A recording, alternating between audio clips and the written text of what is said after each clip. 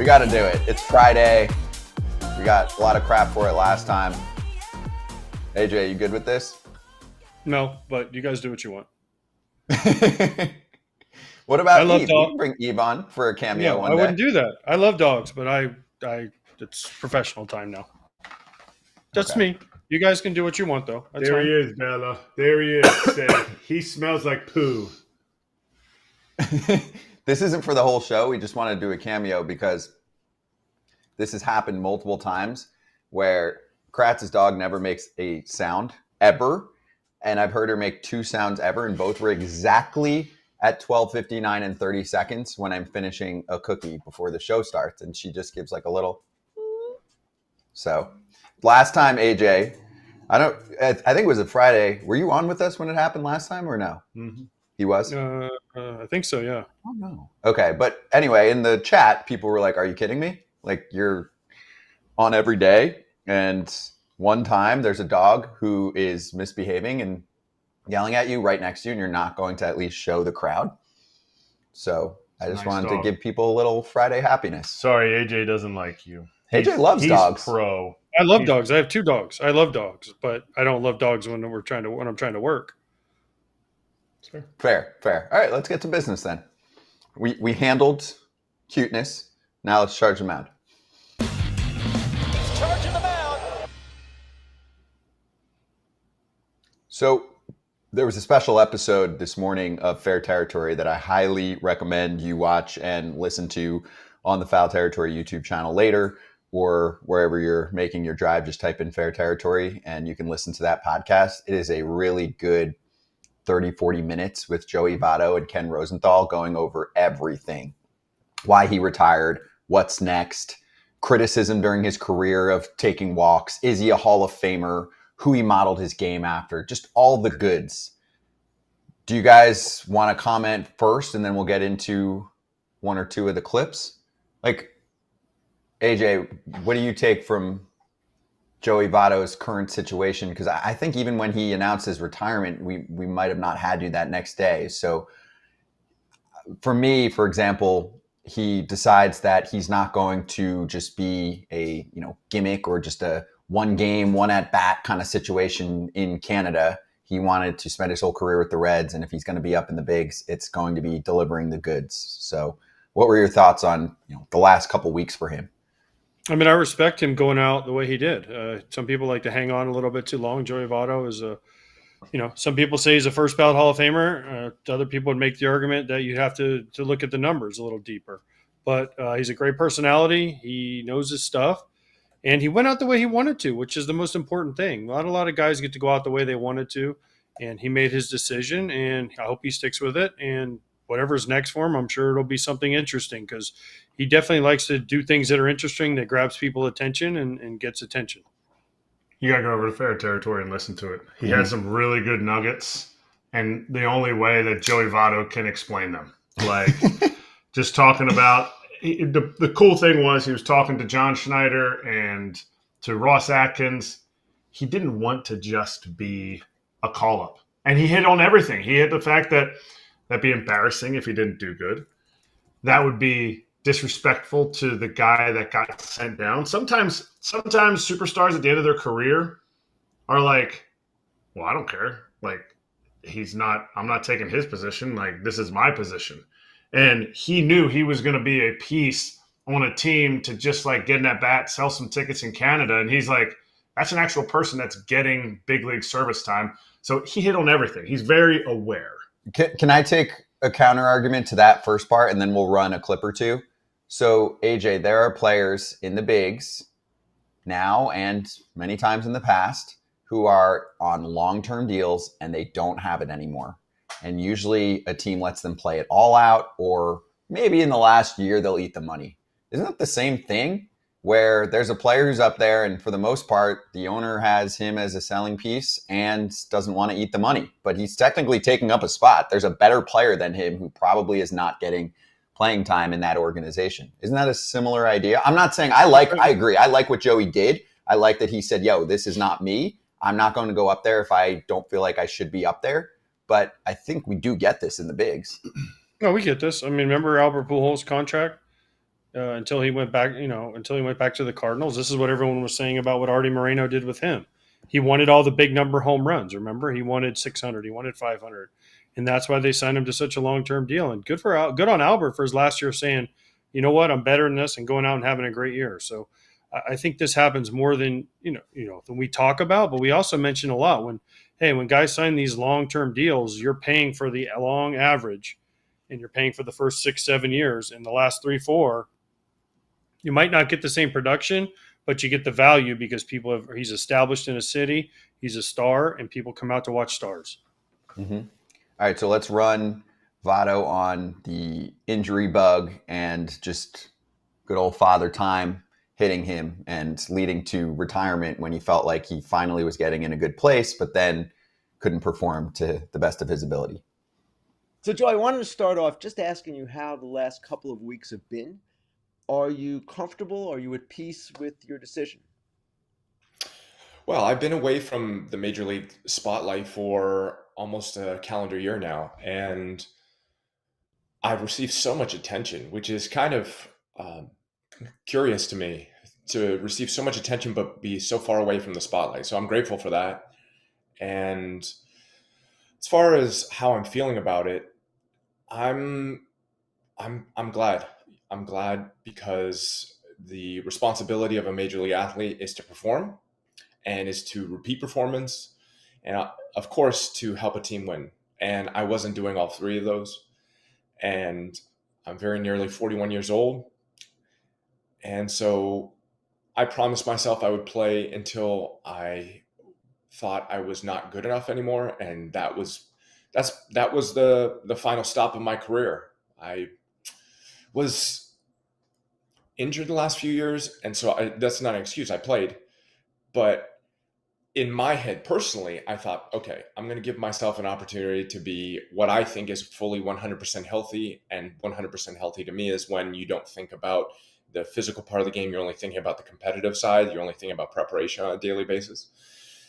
And it just so happens that I was probably 1 foot into not being good enough anymore and another foot in the game. And this year just more or less solidified my experience from last year of it's probably not the injuries, it's probably the end of your career. What do you think of that answer? It's right. It's right on. I mean, listen, I played till I was 40 years old, 39. I was turning 40 that offseason. And it wasn't, listen, physically, I was fine. I had no problems physically. Yeah, I mean, I went on the IL my last year twice fake injuries, but that was fine. I mean, I was never hurt. I didn't retire because I was tired of doing it. And I think if I would have tried, I probably could have found another job. I would have had to, go on a minor league contract, make a team, or, possibly go to AAA. But I was like, it's not worth it. It's at a point, you get to a point in your life where, you play long enough. Joey Votto played long enough, made enough money, has enough accolades, has done enough things. And I got to that point, and he got to that point where you're like, this isn't, not that it's not fun anymore. It's just the preparation isn't as fun, and it becomes a grind and it becomes a drag. And playing the game was always fun. If I went out and played a game today, it would be as fun as it was the first time I ever played. But getting ready to play a game 162 days in a row, plus spring training, plus the travel, plus the media, plus everything else you got to deal with, you just lose it. You just lose the enjoyment of that. And much like what he said, I said, when I lose the enjoyment and I lose the ability to go out and enjoy playing every day, then I'm going to be done. And after that year, I was like, you know what? I don't want to do this anymore. I'd rather stay home with my family and my kids. And I made the right decision. And Joey seems at peace at it. And that's what it's all about. Most people go out not playing as well at the end of their career. I was fortunate that I went out, again, like AJ, no injuries, nothing like that. I left on my own terms. I was going for minor league deals all the time, and I got offered another minor league deal the next year. Could have gotten a few days, a few months up in the big leagues, who knows? But it's all that other stuff, the preparation. And I think when you're a superstar, I look at those guys and they can really see a decline from where they were. And I think Joey hit on that. He saw a decline from where he was at his peak, and he didn't like that because he then knew he'd have to do more just to get to that point when he was at a point where he wanted to have a 500 on base percentage. He wanted to be able to come up in the big spot to have fans watch him. He didn't have that anymore. Right. That's a different kind of drop off. So for you, you're saying you're a contributor on a team, but you're often on a bench, right? You're up in the bigs. You don't have that same separation where you can be like, hey, I'm 40 years old, and I've still got a similar role. Like I'm not going up there being like, I'm getting pinch hit for, like you mentioned. I'm not playing most days. Like that for someone like him is a big hit, you're saying. I couldn't imagine. I couldn't imagine going from playing all the time to playing part of the time. Like, AJ, imagine if for 5 years you barely played and you're just like, yeah, I'm just, I'm good enough to be a backup, but you played every day for a long time. It would be hard. Listen, I did it in 2014. I went from playing all the time. I went to St. Louis. Yachty was hurt. Yachty comes back, no warning, and they're like, don't even say anything to you. They're just like, okay. And then you go like a month and you play one game, and you're like, okay, this is kind of strange. This is a little weird. Takes a little getting used to. Now, then the next year in 2015, I signed with the Braves, and I signed because I still wanted to play. And I was going into it, though, knowing, hey, they're going to be the backup to Christian Bethancourt. And then all of a sudden they came to me about 2 weeks into the season, like, oh, you're going to play every day. And I was like, okay, let's go. Because that's all I had ever known. So I did that. But yeah, the not playing, when you go from playing all the time to not playing, that's when it hits you and you're like, whoa, I got to do some stuff different here. I got to make adjustments. And if you're not willing to make those adjustments and work a little bit harder and do some different things, then I get it, man, because it sucks. When you play every day and then you don't play, it sucks. When you don't play and then you play every day, that is a much easier transition. My best years coincide with more at-bats. Like really? people talk about like overexposure. There's a difference between what AJ was saying, playing behind Salvador Perez for me, and playing as a once every 5 or 6 day backup. The more at-bats you get, or the more at-bats I got, the better I did. I mean, when you're sitting there and it's May 20th and you have 10 at-bats and 5 starts, like you're starting and you're coming in, and if the game is tied, you're coming up for your third at-bat, you're probably hitting 9th or 8th is where the worst hitter hits. So I was usually hitting 8th. They're pinch hitting for you. And then they're putting Buster Posey in. They're putting Manny Pena in. They're putting whoever else in that spot, and you just never accumulate those at-bats. But the more you get, the better you do. Remember Whit Merrifield talked to us about that 100%. a few weeks ago? Yeah. Or even maybe a little bit more than that. He gets cut by the Phillies. He's not playing every day. And he's like, this is hard for me. I've never done this in my career where I'm sitting most of the time. And then they just get the random call to go do something. And he had a nice little run recently for the Braves, filling in as more of an everyday guy. And they brought him in primarily because they took some injury hits lately. All right, let's do one more. And then I'll encourage everyone to check out the full conversation, including what he thinks about his Hall of Fame case. It was an interesting answer, but I'll save that for the full interview. Let's just do a fun one here because I do feel like it's safe to say he knew the strike zone very well. So Votto really knew he was done when? He's in Scranton Wilkes-Barre. I hope I'm saying that correctly, Worcester. And I could sense there was like excitement. Whoa, this is Joey Votto, longtime major league player. Let's watch his at-bat. And with at bat after at bat, I would roll into a double play, strike out, look bad on a swing. I ended up on my very last game, doing the ABS. This is the signal for the ABS challenge system. To those that don't know, and I got the challenge wrong, and almost like right then and there, I was like, "Whoa, what are we doing? You can't even tell ball from strike, sort of thing." And I just think that's good. AJ, if you were playing with him at that time, you would have given him so much crap. Because he knew the zone so well. It's like you don't know the zone? Old man. Get your eyes checked, old man. Like, what are you doing wasting a challenge when one of us young guys could have used that challenge? Like, what? Just because you think you're going to the Hall of Fame doesn't mean you can waste our challenge, guy. It's funny. In all seriousness, there's a few guys right over the last 10, 15, 20 years where you're like, that dude knows the zone better than the umpire. Like usually if he says he's right, he's right. Votto, Soto, right? Those two come to mind really quickly. And I'm like, man, if they have a challenge system, better watch out. It's going to be a great matchup. Like I'm interested in seeing that matchup when they tap their head and go, no, check that. He's wrong. But when he says he doesn't have it, that's a good indicator. It's a good indicator. That's tough, especially when you make a mistake like that, and that's like your superpower. He did a lot of other things really well too, but we're talking about how he walked and controlled the zone. You walk back to the dugout, and people are like, "I'm not even making." There's no way one young guy on that entire team said a lick to him. I don't know who the vets are in Buffalo, but they all had their head down like this, and they were just like, Joey's lost it. And Joey's thinking, Joey's lost it. Well, you guys know him too, just from being around him for years. Like AJ, for example, if you're a youngster, I don't know if you get the vibe of like, can I joke around with him? Because he does have his comedic moments, but he has his serious moments. He's a quirky guy. He is quirky is an interesting way to put it, because I told you the story. We had him on. We used to try to get him to say the craziest thing. We used to be like, all right, who can get Joey to say the wildest thing while we're at first? And after the game, we'd play against him. Everybody that got on first would be like, okay, let's sit down and we're going to have a powwow over what Joey said to us at first base. Because you never knew if he was serious or if he was joking. And there were just times where you would try to get him to say something, and it was the more outrageous, the better. And you were just like, wait, did he just say that to me? Or did he just – I mean, there were times where guys would come to first and they were young and they'd be like, Joey Votto just said blah, blah, blah to me. And you're like, yeah. And they're like, I've never had anyone say that to me before. And you're like, that's Joey for you. But, I mean, that was one of the joys of playing against him. He would come up, and sometimes he'd come up to the plate and not speak, and other times he'd come up and he'd try to have a whole conversation. And I was like, yeah, I'll talk to you, Joey. You're not affecting me at all. Yeah, I mean, we always knew you had that. You're hosting the talk show now every day. But for some guys, who did we have on we had on Luke Bailey. Luke Bailey the other day, and he was like, yeah, Joey said this and this, and he's like, he got in my head. And I'm like, yeah, well, go ahead, Joey. Try and get in my head and see what happens. It's going to end poorly for you. Did you like that stuff? Oh, I loved it. The chatter back and forth. You've seen the video of me and him getting in each other's faces, right? We talked about this? Look it up. I wasn't on when Joey was on. No way. Yeah. Did you know about this?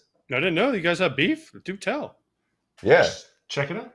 You can't give us anything? Like, at least just like a... He was arguing balls and strikes, and he said his whole piece to the young umpire that was back there, and he finished, got in the box, and I was like, it was a strike.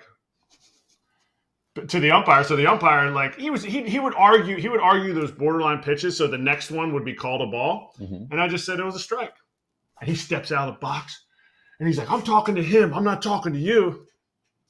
Stood up, and I was like, I didn't say a word. He got in my face, everybody cleared. Nothing happened. I think the day before he had just gotten thrown out, so he was on one of those tailspins of Joey. I wasn't going to have him manipulate the strike zone when I was back there. And that was it. I like it. Good for you. It was good. I didn't get to play against him that much because I was in the American League a lot, so I didn't get to play all the time. I didn't get to play against him that often. I just remember the one thing that I remember was when I went to the Cardinals, Mike Maddox, or no, I was with the Rangers, and Mike Maddox was our pitching coach, and Joey was in Cincinnati, and he was on his good kick, and Mike Maddox had the best quote ever. He goes, "You got to make this guy swing the bat. He doesn't want to swing the bat. He just wants to go deep in the count, take his walk. He's like first pitch heater right down the middle for about the first 5 at bats of the series until we make him swing the bat. Then we can mess with him. But you got to force this guy to swing the bat." And we just went, shoo, shoo, strike one, strike one, strike one, strike one. And then by about the middle of the second game, we finally had him because then knew he had to swing early. But that was Mike Maddox's whole plan against him. You got to make him swing the bat. You got to bully him and make him aggressive. Once you make him aggressive, you could get him. My whole goal, I saw a stat. He had popped out in his first 10 years of his career. He had popped out foul twice and had hit I don't know how many home runs to the pool side. My scouting report was always, look, we're going to have to mix and match. You never go the same pitch back to back so he can see it if he doesn't see you. I said, but worst comes to worst, try to get him to pull a home run. Pitcher would be like, what? Try to get him to pull a home run. Because he won't do it. He does not want to do it. He knows that is bad for his swing, and he didn't want to do it. We'd throw him change-ups in, left on left, change-ups in, and when I was back there, he didn't have a ton of Votto success. Wow. So that was my approach. But you have to change your approach to certain types of hitters. You can't just be like, I'm just a power guy, because he even talks about it. He's like, I want to go after Mariano's cutter. I want to face Randy Johnson left on left. I wanted those at bats. So you can't just be like, look at me, I'm the best against Joey Votto. Mhm. He'd be like, boop, double to left. No, he'd be like, walk. He'd be like, walk. boop, take. Oh, well, I mean, there are definitely some pitchers getting called up pretty early these days with some control issues. So, Oh, yeah. Listen, Joey's a great player, and he's an interesting fella, and he's a great interview because of his interesting answers.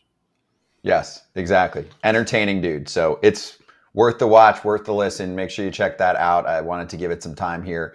Fair Territory is regularly Mondays and Thursdays. The Thursday show's live with Alana Rizzo on YouTube, 12:30 Eastern time. But yes, there's a Friday morning edition of Fair Territory just for this week to get the first legit sit down, whatever you want to call it, place would say exclusive post-retirement Joey Votto with Ken Rosenthal. Make sure you check that out. We barely scratched the surface of what's on there. All right, we have a lot to do, including talking to Ken later, Pitching Ninja later, Reed Garrett from the Mets up next.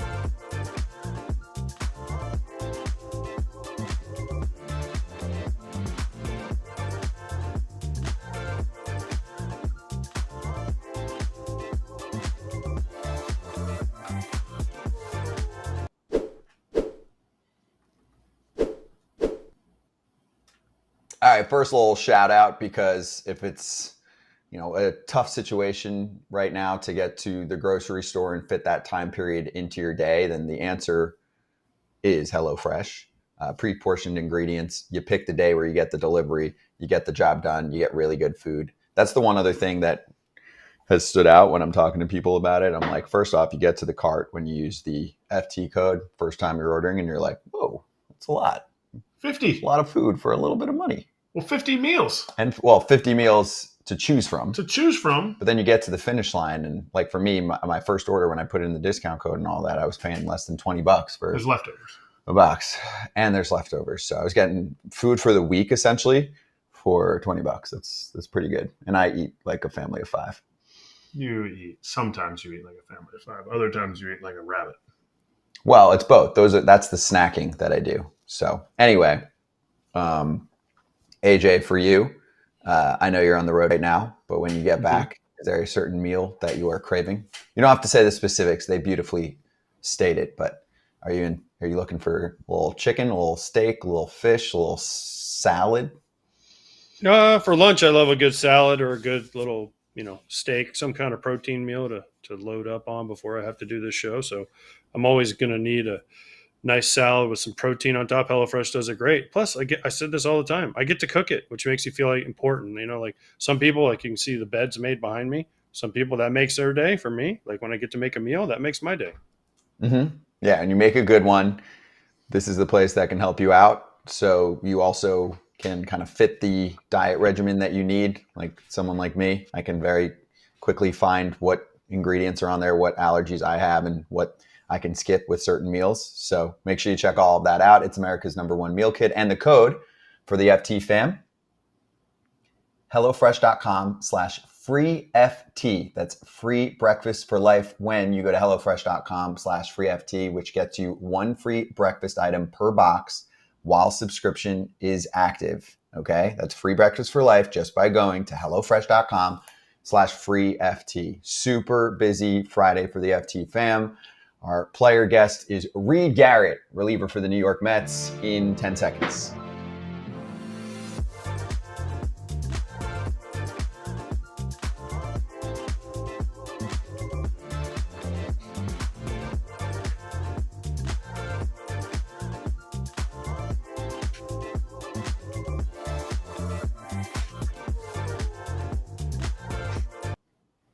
Here we go. Pumped to have Reed Garrett, reliever for the New York Mets, joining us. What's up? How you doing? Where are you? I actually just got into the stadium, so I came to the first place that I knew would be pretty quiet. I came out to the room that we hang out down in the bullpen. So I'm out here. Show the peeps the bullpens in New York. Nobody usually gets access to that. As long as everybody's closed. You're probably just folding towels. Yeah, that's our guy right here. Getting the bullpen ready. And then obviously down here we got where we warm up at, and Yeah, when the phone rings, it's kind of just like a scramble as soon as we get going. Does it make your heart jump? I knew it was.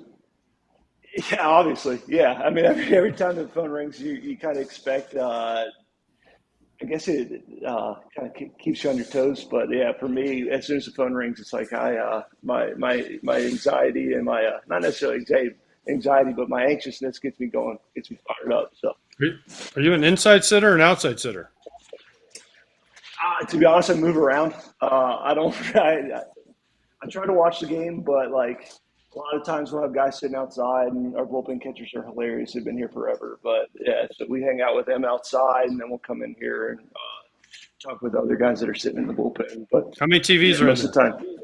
Just one, and it's like the high home view, so you can't even see really anything that's going on. For no cheating. For no Yeah, cheating. that's why. That's what it is. Yeah. No cheating. Yep. Since you can't relay in any signs from the Mets bullpen. I mean, it's like, well, if you have the orange sleeve and a blue sleeve, you could go like, blue sleeve fastball, orange says sleeve. somebody who knows. Baseball. Says somebody who knows. I get it. People have done I it. get it. People have done it. I've seen it happen That's right. before. Trust me, people have done it. It's a tight ship, but that's cool, Reed, to show us that, because I think many fans probably are like, oh, you just walk through some tunnel and then you just walk into the bullpen like there is the room before the room. Do most of the ballparks have that? Not really. I think most home teams have them, but like the visiting teams, I think Texas has an unbelievable room in the bullpen for the visiting team. It's got like a couple couches, a bathroom. It's like really quiet, but most visiting teams don't have them. So we're lucky for what we have here. They take great care of us here with the Mets, and I mean we've got everything to the nines here. It's awesome.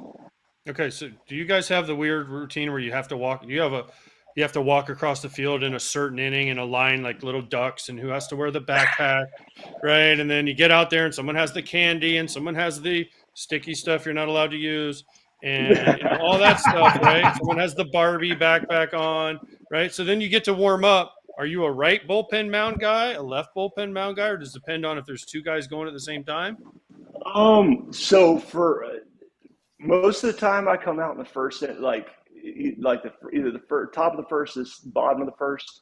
Other guys who have some routine stuff, they come out a little bit later. We don't have a Barbie backpack. Actually, we've got it almost looks like a tactical tackle box is what it looks like. So imagine like a military tackle box is what we've got. And bullpen mound, I throw on the left side because we've got a fence on the right side, and I stand on the third base side of the rubber, so it kind of feels like I would hit the fence if I stood on the right side. But if we double barrel, then it's just kind of like you kind of have to hang with them. So depends who's going and where we're at. Like if Sugar's warming up in the ninth, and say we score a couple more runs and I'm in there. If we score a couple more runs, he's on the left side, and I just have to wear it to warm up on the right side. You're not going to hit the fence. There's so many pitchers that think they're going to hit the fence. You're like you don't have a 9-foot arm. You're not like going way out here. Right. You're over the top. You're going to get the split. You only need like 8 pitches to warm up anyway. Do you get jealous since you have 4 saves this year? Do you get jealous of when the closers and they saunter out in the 4th inning because they just got done getting massaged and everything? Or do you give that guy a hard time? I don't really get jealous about it. Obviously, we're blessed to have one of the best guys to ever do it down here. But yeah, I think that he takes care of what he needs to take care of, and I don't think he's in there just kind of like hanging out, kicking it. I think he's doing what he can to be the best that he can be. So for me, whatever he's got to do to be ready and locked in every night, that's what he's got to do. So yeah, if I get the opportunity to close the game out, I'm thankful for it. But yeah, I'm not going to get jealous of Edwin Diaz coming out when he needs to come out. Reed, you're talking about hitting the fence now. You're more up here, right? So if you went Sean Manaea and you were like way down here all of a sudden, then you might have to worry about I mean, he changed his arm angle and he basically changed his season. Now he's one of the best pitchers in baseball. Has everybody thought about maybe like going from up here to like way over here now? Man, the changes that he's made the second half has been unbelievable. I mean, the guy's going out there and giving 7 strong, punching out anywhere from like 10 to 15 a night, it seems like. When he takes the win. It, I don't know why he did it, but whatever his reasoning was, he nailed it. So I'm all for it if that's what he's got to do to go out there and do it. I don't think I could drop down, but for him to go out there and do what he's done the past, I don't know, what are we, like 8, 9 starts in now from what he's done? And it's, I mean, shoot, he's been unbelievable.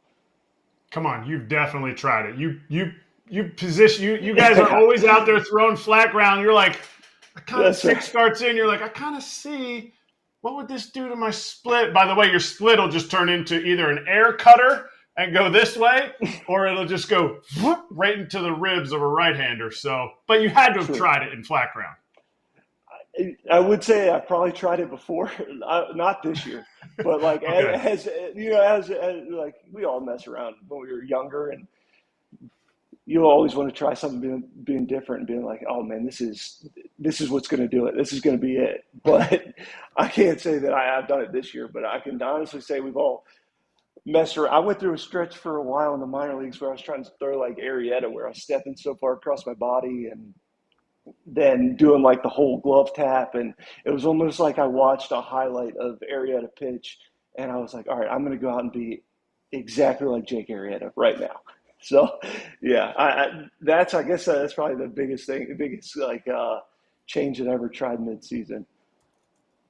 Makes sense. It makes sense. You know, as somebody like yourself that's follically challenged, like Erik Kratz is, you have a guy on your team, Francisco Lindor, that is the MVP, and he changes his hair color like every week. So what's the hot hair color for him? And then tell me why he should be the National League MVP. You know, I liked the blonde cornrows that he had. The braids were unreal. I think he's kind of stuck more to the blonde this year than any other color. I haven't seen too many other like blues or oranges or anything like that. Sevy tried the blonde for a little bit too, but that got changed real quick.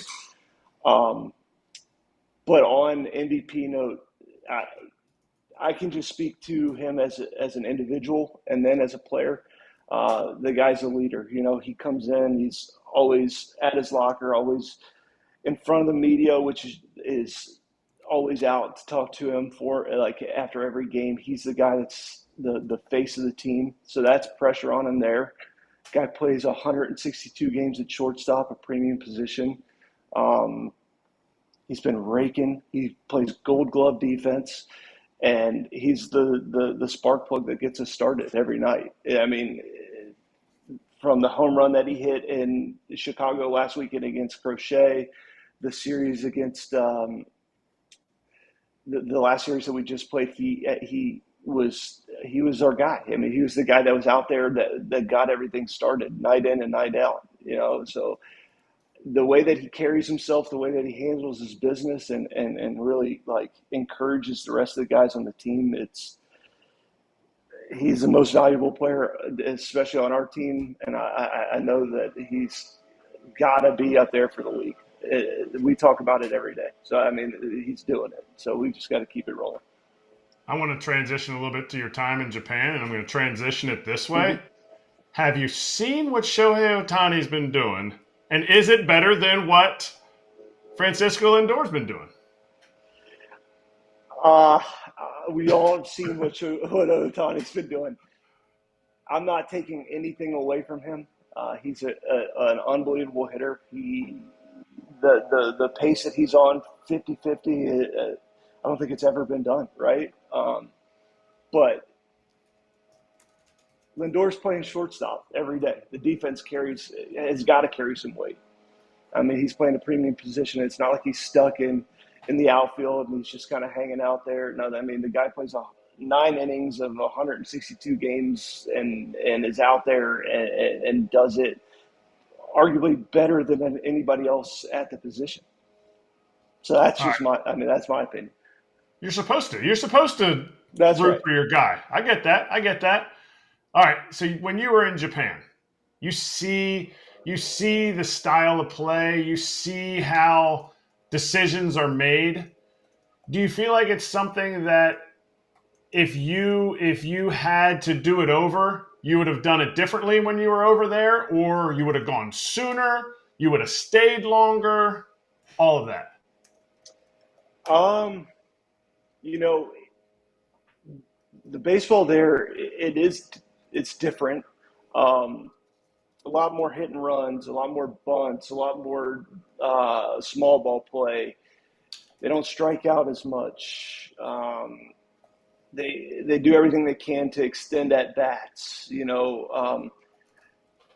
I think for me, I was thankful for the opportunity that I got to go over there. I got taken in the Rule 5 and didn't pitch well in the big leagues my first time up, and got a chance to get an opportunity to make life-changing money and some guaranteed money for my family. My wife was pregnant with our first son. It was kind of something where the stars aligned, where this was an opportunity to set us up for a longer run. Gave us a little bit longer of a runway.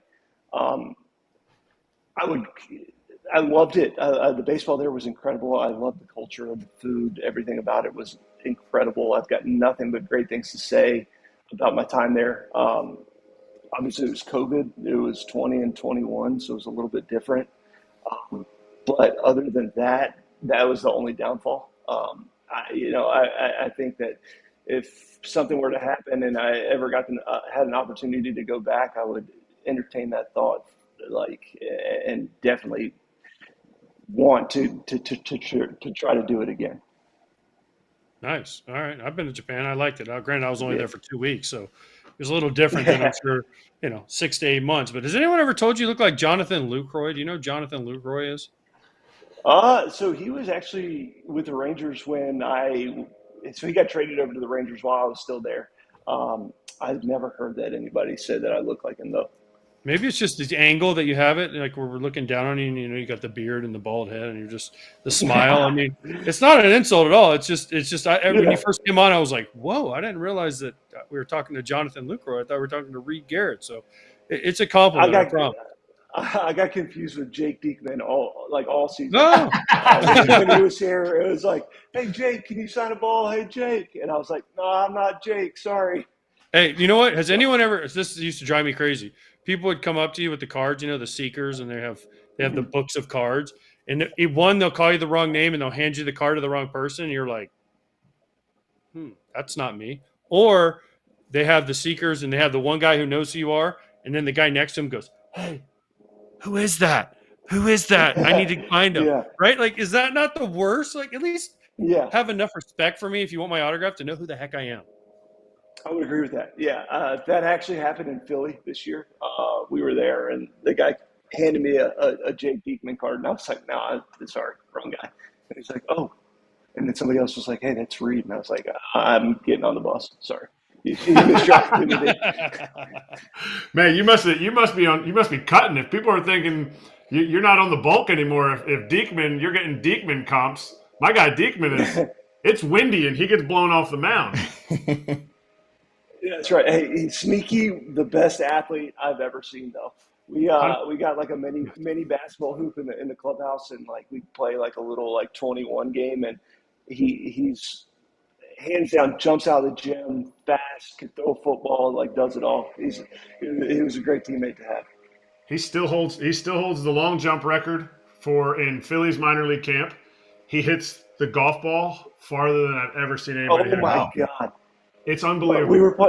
We were playing this year. We played this year, and he hit it every bit of 410. It felt like. And I would say you're lying.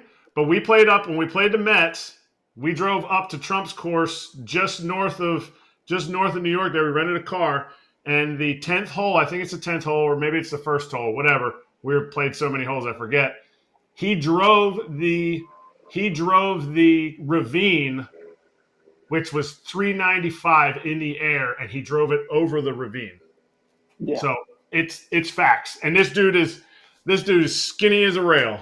Wow, I did not know that. And this was a great Diekman territory for a few minutes. That was actually very interesting. I did not know that he's this super wild athlete. So here, real quick, Reed, I want to finish with this. Jesse Winker got traded to your team recently, and he's like, "This is the best vibes. This is the best like team atmosphere. Everyone's super excited."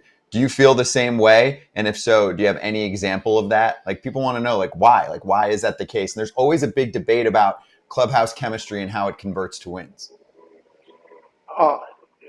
What an addition Wink has been. Like, playing against him, you were like, I never knew. Like, he obviously he was big on talking to us every time that we were in Washington. We were like, man, this guy just won't leave us alone. Like, he's out there in the outfield trying to have a conversation with us while we're in the bullpen.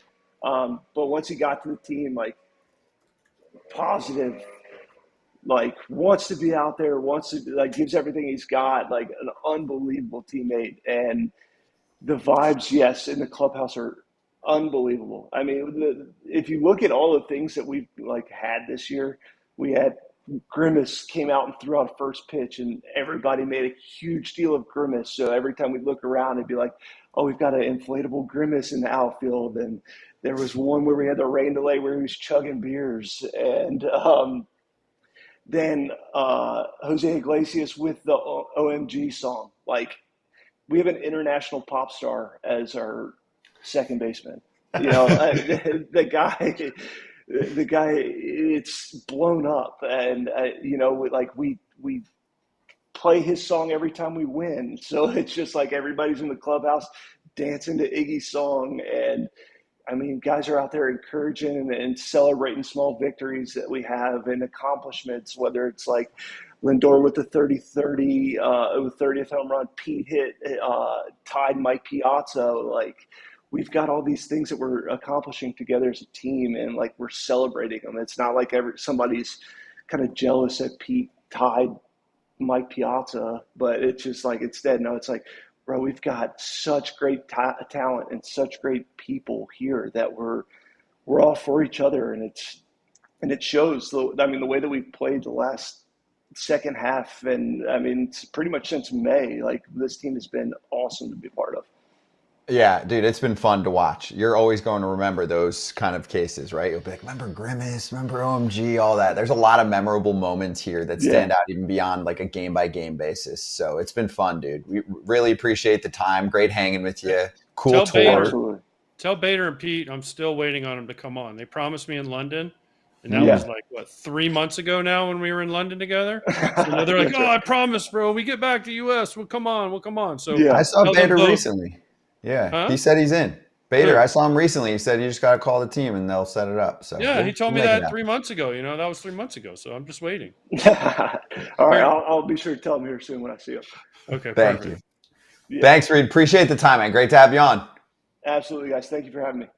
Thank you. That's Reed Garrett from the New York Mets joining us on FT. Be right back for the TV crowd, and we'll stay on YouTube.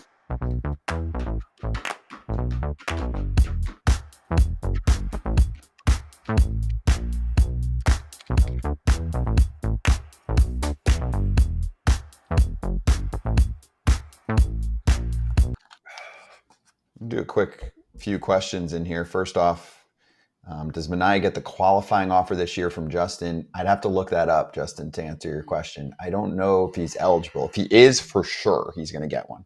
Why would he not be eligible? There's if you've gotten one before. Eligibility requirements. Traded, but he wasn't traded. Does he have an option for next year, or does he just sign a straight one-year deal? I thought he had. He has a player option that he can opt out of, but then I still think you can offer a qualifying offer on top of that. Yeah, that's kind of maybe a Ken question. But who would win in a throwdown between Votto and Kratz? Asked by Bourbon in baseball. I say Kratz. I mean, just watch the video. I mean, the tail of the tape. I have a longer wingspan. Like, I still had my mask on. When he took his helmet off, if you watch the video, when he took his helmet off, I remember thinking, like, holy cow, this is going to happen. He's going to want to fight me here. Yeah.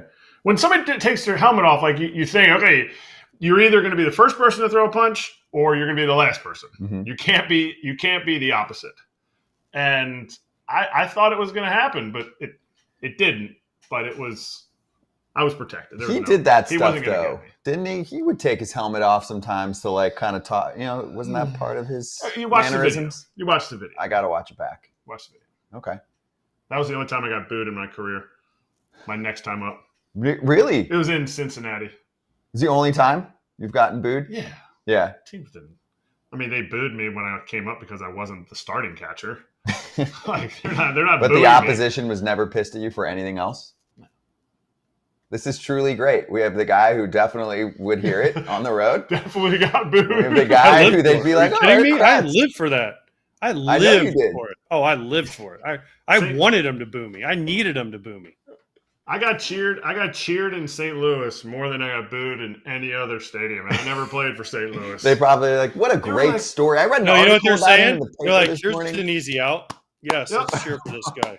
I threw out 3 guys in one game, and the last one from my knees, and like the whole section behind home. And I was playing for the Pirates at the time. The whole section next to the dugout was like, "Man, great job, Erik.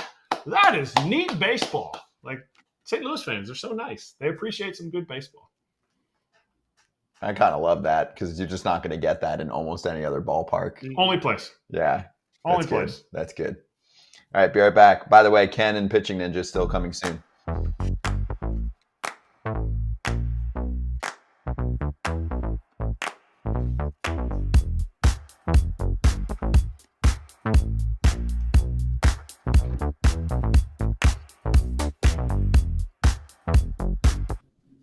Here we go. Rob Friedman, Pitching Ninja. I was back jamming on to the at- music. Yeah, it's good, right? We haven't Yeah. changed because I like it and it hasn't gotten old and we're on every day live, but we're not there yet. You guys feel that yet or no? No, I love it. It could be one of your theme songs from the land of pitching. Absolutely. There's a little bit of Another One Bites the Dust, a little bass line there going. It's Yeah, an original beat, though. It's original. Yeah. Right, yeah. Yeah. Don't get us in trouble. No. Right. It was totally original. Another One Bites the Dust-ish. Yeah, exactly. I wrote Yeah. it. I wrote it, Rob. I'm going to sue him. Dude, I don't doubt it. Hey, do you have the shirt? Do I have the rest? I do upstairs. I can run and go get it. But No, we I can think there's a talk about it. I picture of actually think we might have a picture of it. I think we do. We do. We have a Yeah. picture of it. Just figured it'd be a fun way to start. Plus, AJ played with him. Talking about Chris Sale, of course. What? But What's he before we like? before I dig in, Rob, did I see you at the All-Star game? Did you see me? Yeah. Were you? Okay, I'm just Yeah. I'm just You're a little talked. hammered. Yeah, that's why I was just double checking. You showed me your bull riding technique. It Yeah, was see? awesome. I Yeah, knew I totally saw remember you it. at this was at the home run derby, clearly, because I didn't stay for the game. But Yeah. I was a couple of the robot drinks in by then. The hip grind on the bull riding thing was impressive. I wanted to get a video of it. It was. Oh, they have it. It was on national TV. Don't worry about it. Awesome. Yeah, that is good. All right. So anyway, AJ also is friends with and played with Chris Sale. So Rob, do you want to ask a question? Then we'll get into the phrase. Yeah, like I freaking love Chris Sale. Is he that good as a teammate as he is as he seems a person? I've always loved watching him. I think he's the ultimate competitor and team guy. But what did you think? I loved him. I mean, we've had him on here a few times, and we still keep in touch. Listen, he used to play Xbox with my kid, right? My son. He literally my son was with me somewhere, and he was there, and he's like, "Hey," to my son at the time was like 10 or 12, and he's like, "Hey, Austin, do you play, whatever?" And he's like, and my son's like, "Yeah," and he's like, "All right, he wrote down his name, and he's like, "Here's my name, find me, and we'll play, Call of Duty or whatever the game was at the time." And my son's like, "Dad, do I really do this?" I'm like, "Yeah, he said he wanted to play with you." So my son's like, so he gets on there and he's like, "I'm playing with freaking Chris Sale." He's like, "This is amazing." And, that's just Casual. Chris. Like, he's just that way. And I'd like to say I have a little piece in it because I was there when he made his debut. I would give Mark Burley a little more credit. But we did have a locker. Once Burley left, they moved Sale into the locker next to me. So for 1 year, I can say I had a little bit of hopefully influence on him. But he does things the right way. He cares. He's competitive. And he's just a good dude, man.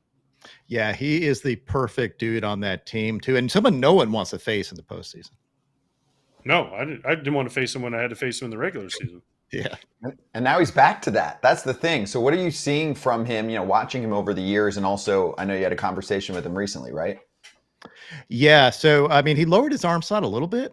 to, and that's made a little bit of a difference, but really it's about being healthy for him. And the most amazing thing I got out of talking to Chris Sale is his new changeup. Like, he seems like the most old school guy in baseball, or one of the most. And they had a Braves guy, an analyst, talk to him about cutting his changeup to get seam shifted wake. And he's like, I'll try it. But he didn't trust him at all and threw it. And he's like, holy crap, this ball moves. And he just kept doing it and doing it. He's like, I'm going to do this now. And he just totally changed the way he throws his changeup. You said he lowered his arm slot. He did. Statistically, analytically, how much lower, to give people an idea? Not much. We're talking about like a little over an inch or so. But when you talk to him about it, it's drastic, right? Yeah, it feels like a lot. It's one of those things when you've been doing something your whole life and then you start changing it, it feels like a ton. But in practice, it's not a ton. We just had Reed Garrett on the show talking about his teammate Sean Manaea. So is that the new thing? Is that going to be a new sexy trend? Hey, let's lower that arm slot just a little bit and see what happens. Well, Manaea is a tinkerer, right? Like, he'll change things all the time, and that's his thing. But yeah, it allows folks to attack a little bit better at the top of the zone. Sometimes it can make all the difference, and sometimes it makes no difference. And it just depends. You got to try it. Sometimes it becomes deceptive. Other times it just becomes nothing. Rob, hold on. Before we go to your, can we get us all on the screen again? Because I have to ask Scott a question. Scott, was that your sexy voice? Because you're like the new sexy thing, and you kind of went into a different voice. So was that like your sexy voice? I don't know if you've noticed, but I actually do a lot of different voices on this show. That's why I'm asking if that was your sexy voice. It was a mockery sexy voice. Yeah. Okay. What does the sexy voice it's the sound new like? sexy thing. It's the new club in Brooklyn. It's called blah, blah, blah. Hey, we had Jason Foley on yesterday, right? And he was talking about Austin Powers. I don't know if that was like your sexy Austin Powers voice you were going for there. It's Friday. I'm trying things. We had a dog on the show earlier. We're loose today. This is a perfect day to have Rob on. Okay. Rob, do you think Manaea's lowering his arm slot had more to do with it, or the fact that he cut his hair and now he's more aerodynamic when he throws the ball? I'm going the hair. He definitely needed that. It helps 100%. He moves faster down the mound. A little more intimidating, right? Like, I think the ball shows up better against that dark hair, so he hides it a little better too now. So yeah, that was huge. This is all statistical analysis that we couldn't have without the pitching ninja. And if you ever talk to Sean Manaea, you'll know he is the least intimidating 6'5", 250-pound person of all time. And that hair was just something fun. It was fun and neat for me. He is like unbelievably nice, that dude. Unbelievably nice. He is. He is. All right, well, let's stay in the East. I want to talk about the Braves staff in general, and specifically Ronaldo Lopez. Where does he fit in here? If you're looking at it now, the Braves are tied with the Mets. So no longer can you sit there and go, oh, well, we got to rest Ronaldo Lopez for the rest of the season. Do you see it holding up? And do you see it holding up because he needs to throw for this team for them to make the playoffs? He needs to throw for this team to make the playoffs. He absolutely does. Everybody's got to come through. He's been fantastic. Like, I did not agree with them putting him as a starter this season. I thought he was a bullpen piece. Anthopoulos said he thought he'd get like a 3.80 ERA out of him. Ronaldo Lopez, I talked to him at the All-Star game. He's like, I didn't expect this. And he's been a stud. Like, dude has been absolutely incredible, and you've got to rely on him if you're the Braves. And I also think Schwellenbach is a really big surprise for them. Dude looks legit, and I would trust him in a big game as well. Staying in the East, I'm going to ask you a question that you're going to have to be played back all the time. Is the Phillies starting rotation better than the Mariners starting rotation? No, it's not. Mariners are number one. Mariners are number one, and they're not going to be in the playoffs, which stinks for me because I don't really care which teams make it. I want the best pitchers to make it, and not having that Mariners staff in the postseason, like, they don't have a weak spot.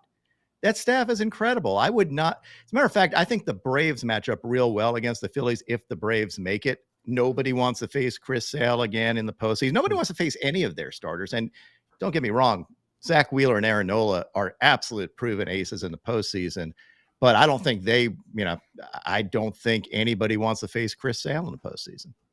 Well, Rob, I hate to say this, but the Phillies will take 2022 and 2023 and say, yeah, the Braves, we sent them home. They don't care. They had Strider and Fried and everybody back then. So I know Sale's a stud and I love Sale, but the Phillies, they're not afraid of the big bad Braves. They're definitely not. And the Phillies are battle tested. And you'd be stupid to say you'd want anybody else other than Zach Wheeler and Aaron Nola in a big game. Like, you have Nate Eovaldi, who's not going to be in there. But as far as big game guys, they have the resume. So, yeah, you're going to want that.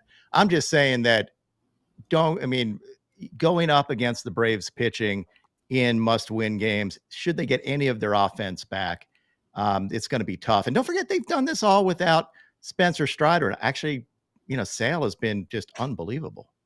Yeah. So, yeah, but the Braves have to hit. Thanks. They killed my lock last night. Appreciate it. So you're the pitching ninja. You're not the hitting ninja. So I need to get you on the hitters and figure out what's wrong with them. But you mentioned the Mariners. They're not going to make the playoffs with their pitching staff, which is just, it's criminal to me that they're this good of a pitching and they just can't hit this much. But in their division, there's a team called the Houston Astros. Yes, they have Verlander. Yes, they have Fromber. Before I get into Kikuchi, I have to ask you this. If the Astros win the division, which they should, and they get into the playoffs, is Justin Verlander in their rotation when they start the playoffs? Yeah, that's a tough one. I think you have to for the experience sake, but he is right now not pitching as well as some of their other guys. Like Blanco, everybody was waiting for him to fail the whole year, and he hasn't. Kikuchi's been pitching fantastic. So, I think that's a tough one. Yeah. Okay. I want you to be the guy that tells him that he's not going in. Okay? I am not telling him that. I want you to be the guy because Scott already said this, and I'm like, Scott, you're an idiot. There's no way this is I'll do it. Oh, yeah. Okay. Scott'll do it. Oh, well, that's super easy. I'll do it. I don't care. Just for one day. I go in, I say, I'm sorry, I'm the messenger, but you're not starting today. Way to say it with your chest. Yeah, wait. You should use I'm just the messenger. I'm just the messenger. It sounds like the sexy voice. Do this. Hey, Justin. I know he's had a good career, but Ronel Blanco wasn't even going to crack the rotation at his spring training. But no, we've had this debate the other day, Rob. But performance matters, and you don't have a large sample size right now. But I was trying to relate it to Kershaw. I think they're in different parts of their career. I think Justin's still going to pitch for a while. Clayton's just been going through it. But even when he was back for a short period of time, he had like one start that stood out. But even in that one, I was like, I don't think stuff-wise he's there if they've got their rotation intact. They've had injuries since then, but I'm like, going through the list, I'm like, Glasnow, if he's good, he's on. Yamamoto, if he's good. Flaherty, Gavin Stone, I'm like, he's not in the top 4 for me, even when he is on the mound right now before the toe issue. I don't disagree with that at all. I think that's, if you look at their injured pitchers, you'd have the best rotation in baseball out of their injured guys. That Dodgers team is loaded, but for Verlander, you can see flashes of Verlander come out. And the question is, does he raise his game in the postseason? Like he's a first ballot Hall of Famer. It's hard to not have him in there. Is he pitching like one of their top pitchers right now? Probably not. No, he's not. Okay. So what about Kikuchi?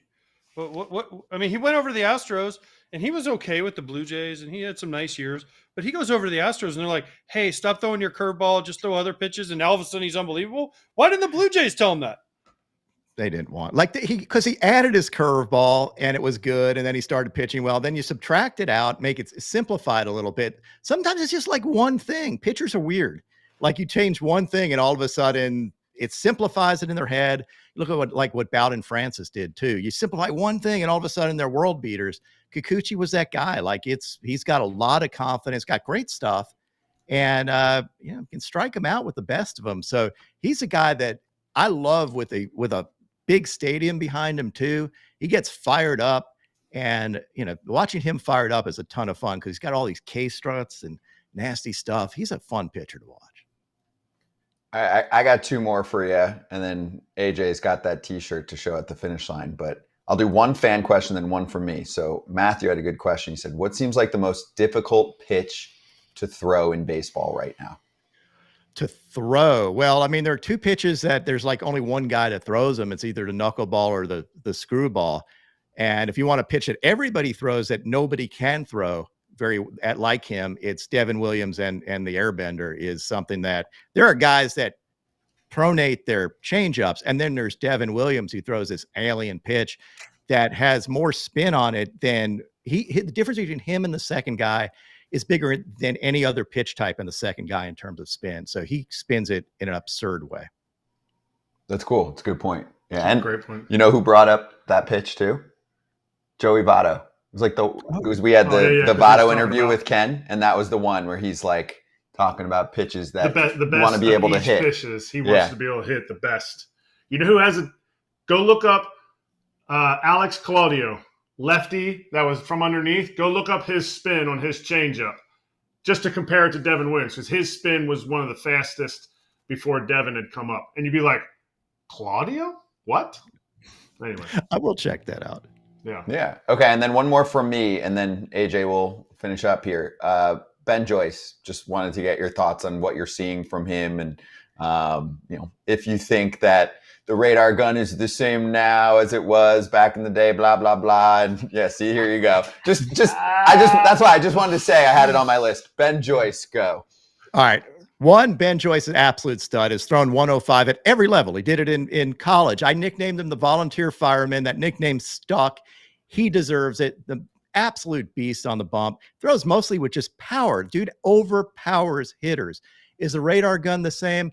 It is not the same from like when we first started doing radar guns. It used to acquire the target later, meaning that it picked up the ball later and the ball slows down on the way to home plate, so you'd get slower readings.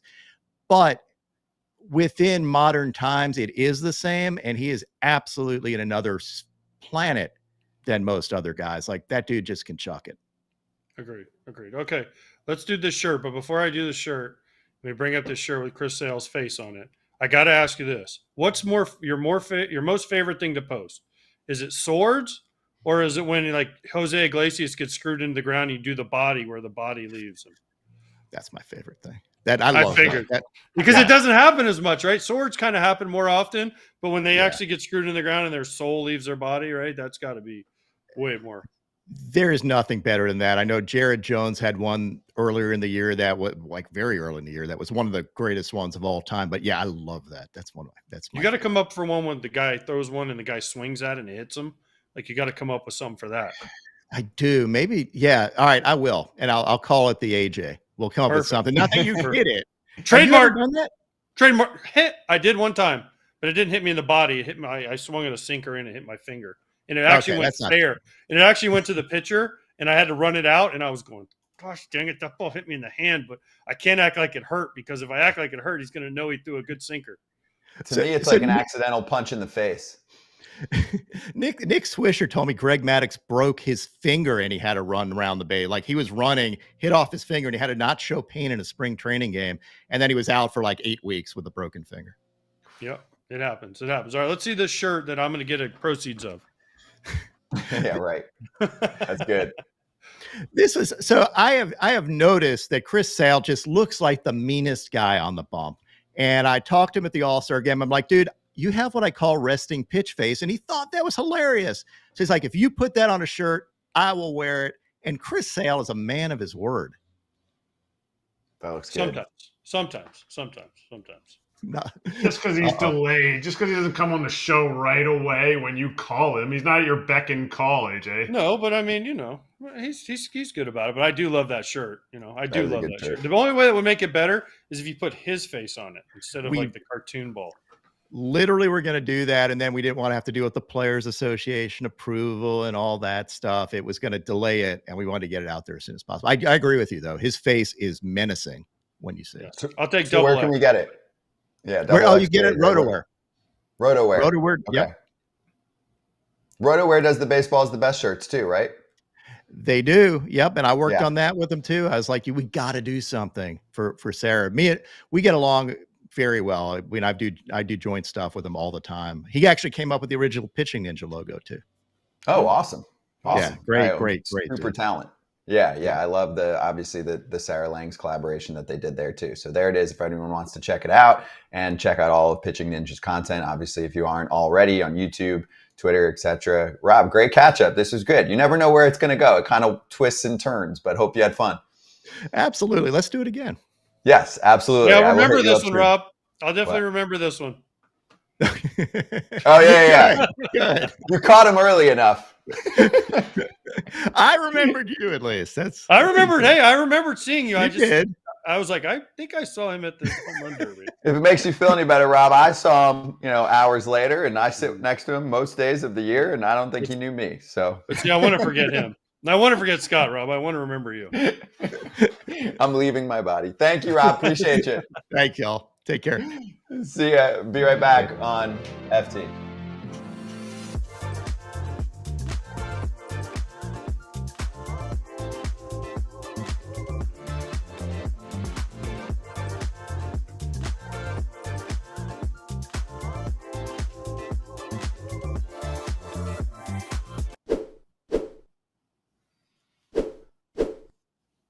I looked, I was like, what do we have? What are we going for next? And I saw Orgain, and you know what I did? Because I haven't eaten that much today. You know how your brain sometimes will see like a certain ad, or you talk about a certain food or drink, and it's not like mouth watering, but like your brain will kind of activate where it gets you hungrier.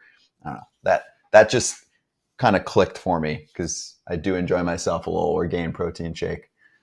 So easy. I keep mine at the coldest setting on our fridge that we can. Because then you got the milkshake vibe. So good.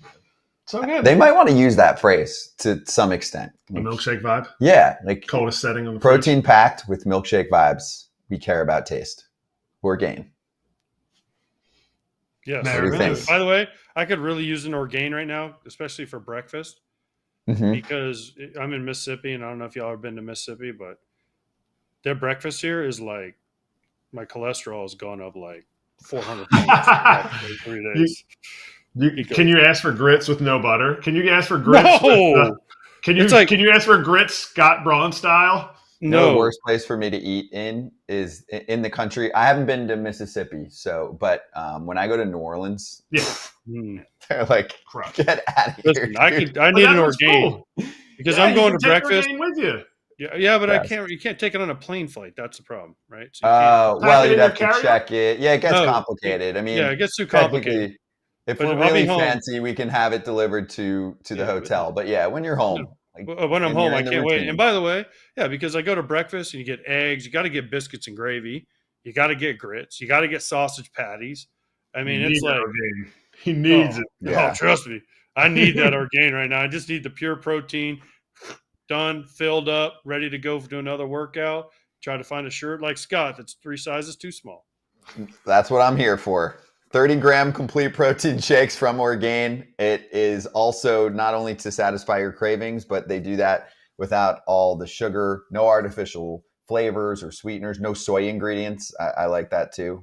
I'm not into the soy ingredients, if you read into what that's all about. So you can check out Orgain.com/foul to get in on that delicious protein-packed nutrition today, and use the code FOUL for 20% off your order. That's ORGAIN.com/FOUL for 20% off, and use that promo code FOUL.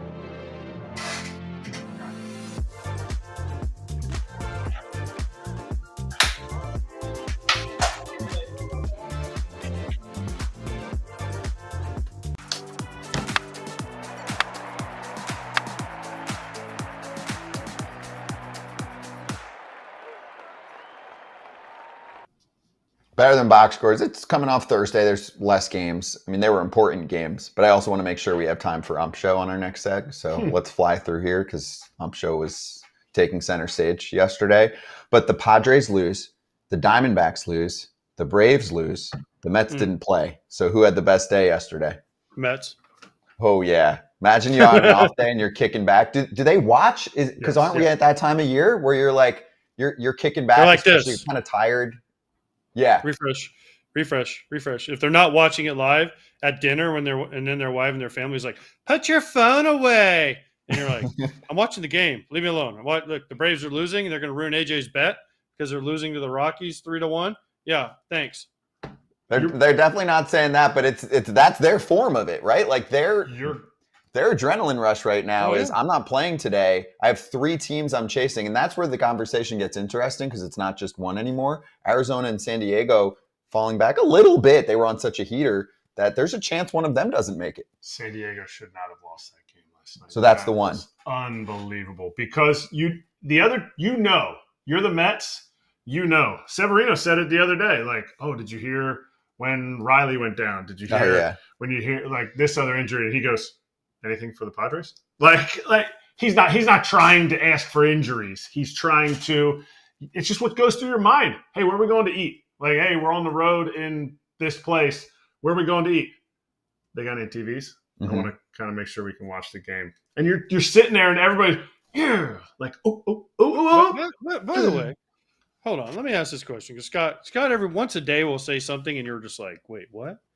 The Padres and Diamondbacks aren't going to make the playoffs. Who's going to beat them out? No. I'm just saying we are now in a territory where there is a chance that one of those teams goes on a skid and they could lose a spot to the Mets and the Braves. He's saying four teams. It's 4 teams for 3 spots. That's all. So my point is the Mets have the tiebreaker with the Diamondbacks and the Padres. Remember, they just went out there. They did okay. They've got the tiebreaker with both of those teams. So if they do end up tied and the Braves go on a heater to end the year, there is a chance. I'm just saying that's not out of the realm of possibilities anymore. The Mets are 3 games back of the Padres, 2.5 back of the Diamondbacks, tied with the Braves currently for that 3rd wild card spot. I thought you were going to say. I thought you were saying the Cubs were going to catch one of them, and I was like, "Oh gosh, no!" I actually wait a second, Scott. I had a business call this morning where it was a Cubs fan, and he's like, my girlfriend and I keep checking. We see 4 or 5%. I said, just wipe it. It's done. I said, it's not. I said, maybe I would give you that puncher's chance if they had to catch one team, but I'm like, they have to leap 2 when they're 4 back. So we're looking at the wild card standings right now. It's a 4-team race for 3 spots, period. And Parker Meadows hit a freaking grand slam with 2 outs against one of the better 2 strikes, high leverage relievers. 2 strikes on a fastball 101. Where was that? That was up and away. It looked like he just touched it, and that thing flew out of Petco. I mean, it looked like he just kind of like flicked it. It wasn't like one of those lean back, like judgy. It wasn't like Harper the other year in the playoffs. No. I mean, this was just like flick. And that was unbelievable. That was good. I mean, if you're a Tigers fan, it was pretty awesome. Padres fans have to be like, what? If you're Pap, you're pissed. That's part of his luck. Yeah, that was part of his luck. Well, here it is. Wait, so did you guys see also the Eno Saris tweet saying that he goes, I'm not sure his fastball is good enough to throw all the time. He needs to mix in more changeups and cutters. He's like, I like him. Don't get me twisted, but here's your example. Bro, there's 101 chest high out over the – if a guy beat – Kratz, tell me I'm wrong here. If you throw your best pitch and you throw it and the guy beats you oppo, you tip your cap. And you're like, hey, man, stuff happens. The problem is the bases were loaded. That was the bigger problem, right? There was a couple walks mixed in there. That's the bigger problem. The 2 walks are the problem, not the grand slam. It's the 2 walks before that put you in a bind. I love Eno Saris. I love the stuff he says. He's off on that one. It's not good enough to throw. Like no. He's saying it's good. He's saying like you just need to mix it up. You can't just be. Wait, who was what part of his season? Because I'm not trying to be reactive to a situation. What part of his season this year are you like? He should have been working on another pitch. Not another pitch. He's saying his pitch usage. So right now he is 75. That's how he's had the season he's had. 75% 4-seam. Yeah, at 101, 99 to 101. And by the way, also let me say this: in that situation, I hope Kratz will agree with me here. You have Veerling on deck, who was already 0 for 4 at that point. And he ended up 0 for 5 because he made the next out. But if you're going to throw another pitch, that would be the time to do it, because I was always told coming up to the minor leagues and even the big leagues, you're better off walking him, giving up 1 than giving up 4. Now, granted, that ball was oppo. It was 101, and he flicked it out. But if Eno Saris is right on anything and you're going to throw something else, but then again, if you get beat with their second best pitch, you come in and like, why'd you get beat with your second pitch, best pitch? And you're like, I don't know. AJ. Yep. Just be smart. Be smart. Don't give him anything good to hit. Don't walk him. I mean, smart. I can't show my screen. This is what the guy has. He has elite across the board. His 4-seam fastball elite across. Yeah, but the he's board. just saying to mix it up more because You he's don't think basically it's just good enough to throw all the time. 75%. I'm not the one to comment on this one. That's why I'm middleman. I'm throwing from super smart analytics to super smart former catchers, where he's 90% fastball and about 12% or whatever, 88% fastball, 12% changeup. By the way, tip your cap, Parker Meadows. Yes. You hit 101 Oppo in Petco. Yep, there you go. In Petco at night. It's not like during the day when it flies there. Parker Meadows is hitting ninth in their lineup. Yeah, he hasn't played much. I get it. 167 at bats this year. So 187 at bats. He's been really good since he got called back up. 6 dingers. Yeah, tip your cap. I get it. Tip your cap to Patrick Bailey, walk-off knock for San Francisco over the Arizona Diamondbacks. So it was an interesting night, even though it was a short slate. So, all right. Doesn't happen without Tyler Fitzgerald getting the second. He is a very Back-to-back underrated doubles. rookie this year. I agree. Ump Show in 2 minutes. 2 minutes. 2-minute timeout.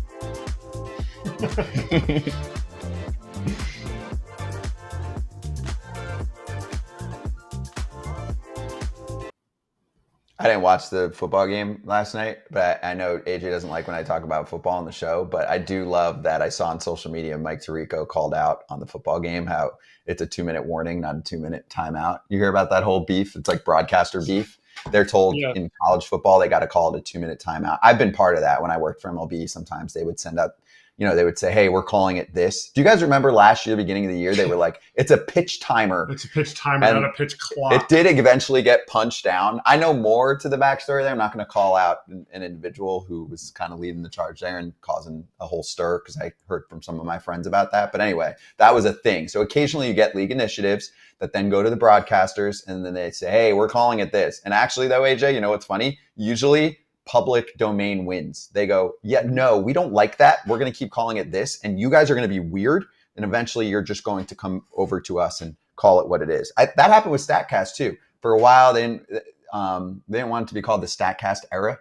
They wanted it to be called like since StatCast was put in place in blah, blah, blah. And I was like, just call it StatCast era. Come on. Mike Tirico also said something. It was one of the guys' name was Christian, and he didn't know how to say it. He's like, Christian. And I'm like, wait, it's Christian. I forget who it was. So one of the players did something like their name was Christian. I don't know who it was. And he's like, oh, Christian, da-da-da-da-da. And it was like, oh, Christian. And I'm like, and then he goes, no, Christian. I forget. I don't know who he was talking about, but it was kind of like, whoa, all right. Was it Ronaldo? No, that's what it sounded like he was trying to say. Like he was trying to say Cristiano Ronaldo. But it was, I forget whoever it is on one of the teams, his name is Christian. And he's like, Christian. Oh, wait, no, Christian. It was kind of funny. I was like, oh, that was interesting. Well, he was in Europe recently, right? Wasn't he doing the Olympics? So maybe he got all fancy. By the way, I'm not a big conspiracy person, but if you go on Twitter and you start reading Ravens fans and how they were and everybody's NFL tweets about how everyone wants the Chiefs to win and how they're backing the Chiefs. And I mean, you can go down some good rabbit holes. I'm into it. I've seen some of it. Yeah, I've seen some of it. How the Chiefs offensive line, how the Ravens kept getting called for legal formations, and then they show the Chiefs guy, and the Chiefs guys are like 10 more feet behind him, and they're like, "How is this not a legal formation?" Dude, there's some. That's a perfect transition. There's some good ref show NFL games. There's a lot of that. The difference is their commissioner goes on the top football show. But our commissioner hasn't come on. All right, we got to send the invite, though. We got to send the official invite. It's going out You're today. invited, Rob.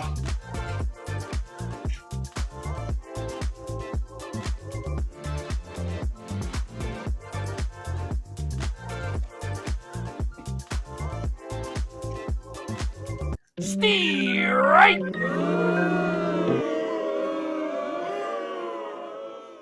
Whew. This is what took over yesterday by far. It's like the headliner in baseball. 4th inning, Rhett Lauder against Alex Bregman, Astros Reds, close game. Reds sweep the series, win the game 1-0 off a Ty France home run. I'm not smart enough to explain this next sequence of events to sound like I know what I'm talking about, but replay and Bregman and the foul tip / hit by pitch debate that leads to the ultimate wrong call when everyone sees what's going on. And I'll let you fill in the rest of the blanks. Who wants to explain this? First, they thought he swung. I don't Okay. know how he didn't swing. He held up because his arms were fully extended and they're still next to his chest. Bregman's he's not trying to pull the wool over anybody's eyes. He knows this ball hits him. Brian O'Nora, it's a tough call. He hears something, he can't tell if it's a foul tip or not, calls the foul tip. Goes to replay. How do they get this wrong? How does replay get this wrong? Like, you can see. That's why I can't jersey explain blue. it. Scott goes, explain it. There's no explanation for this. We have enough cameras. You can clearly see this ball hits him. And then they're like, you can't review a foul ball. It wasn't a foul ball. It was a hit by pitch. So the explanation is, excuse my language, horse pucky, whatever you want to call it. Because Yeah. what do you mean you can't review it? It was a hit by, you're not reviewing a foul ball. Brian O'Nora made a bad call. Don't we want to get it right? Isn't that the point to replay, is to get it right? And we have the opportunity to get it right and we still screw it up?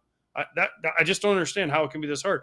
That wasn't like that was inconclusive. You could clearly see the ball hit his back elbow as he's like this. It clearly nicks him and goes in the catcher's mitt.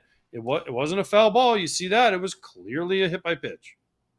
But did New York come back and say, no, we can't overturn this because it was ruled a foul ball on the field? Yes, because it's Yes.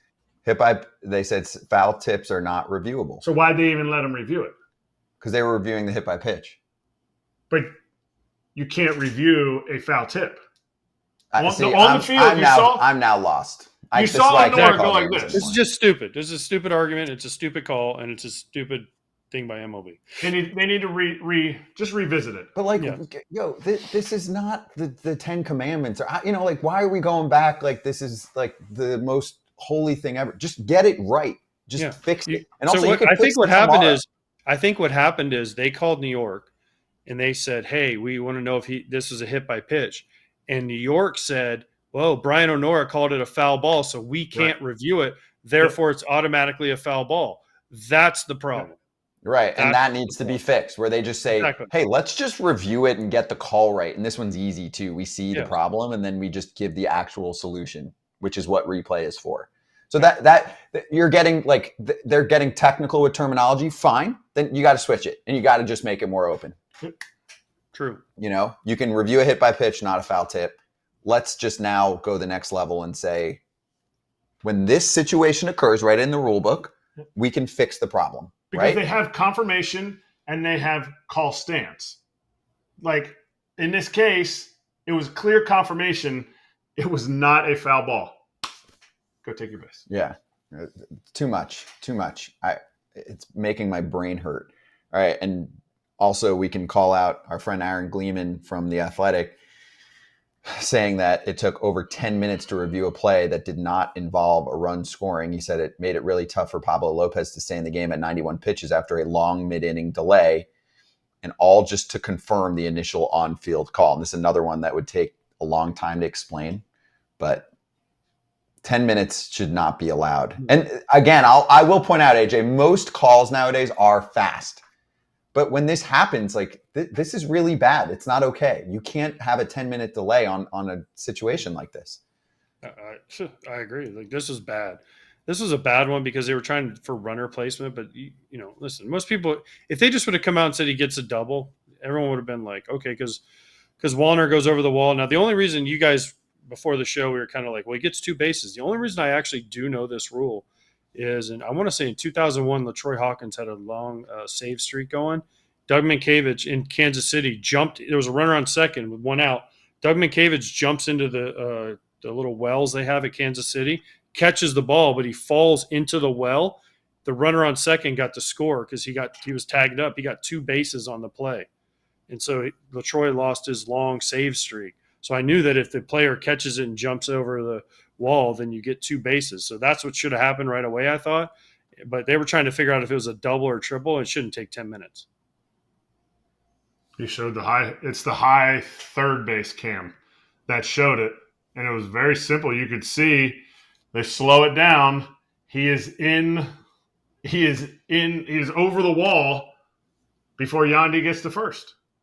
So that's because it's not when the ball's hit, you get 2 bases. It's when the play is completed or the new play starts and it's thrown over. or it's thrown out of play, Until or he gets gone out of play. 2 bases, not 3, because he didn't get to first yet. Correct. Exactly.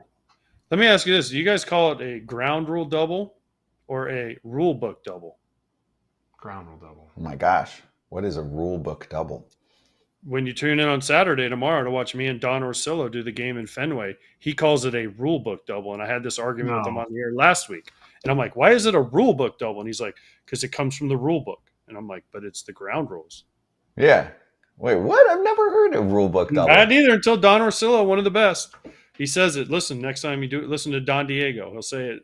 I guarantee if there's a ground rule double in Fenway on Saturday, he will call it a rule book double. You can call it anything, but you can't call it a ground rule. What's that? It's Don Orsillo calling the. You can hit it anywhere, but you can't hit it in the ground zone. In the crowd. I love Don. He's one of the best in the biz. I will say this, because as a somewhat of a long time play-by-play guy before this, I love variety. So if you want to like put a new spin on a term, I'm okay with that. A lot of fans don't. I tried it every once in a while, and it wasn't even, I wasn't doing like the cringe stuff, because some guys do that where they want like some really token phrase. That's not what Don's doing here. It's like, right. Yeah, I'm not even going to go there. I don't know what you're talking about, but there's a lot of corniness in our game, but it's like, here, I'll give you the basketball example. Like I have a friend who would like just once a game, maybe be, instead of off the backboard, call it like the sticker board. I'm like, that's cool. Like, that's fine. You know, just like giving me something else. So I'm okay with what Don's talking about. I haven't heard it before. I wouldn't call that the regular. I'm going to listen in. I'm going to listen in for that. Yeah. Is it a fair pull or foul pull? A fair pull? Yeah. It's a foul pull. Yeah. Why is it a foul pull, but it hits it? Oh, well, that's like more of like the why do we call it? Foul. So if it misses it, it's foul. But why do you hit the foul pole and you get credit for a fair ball?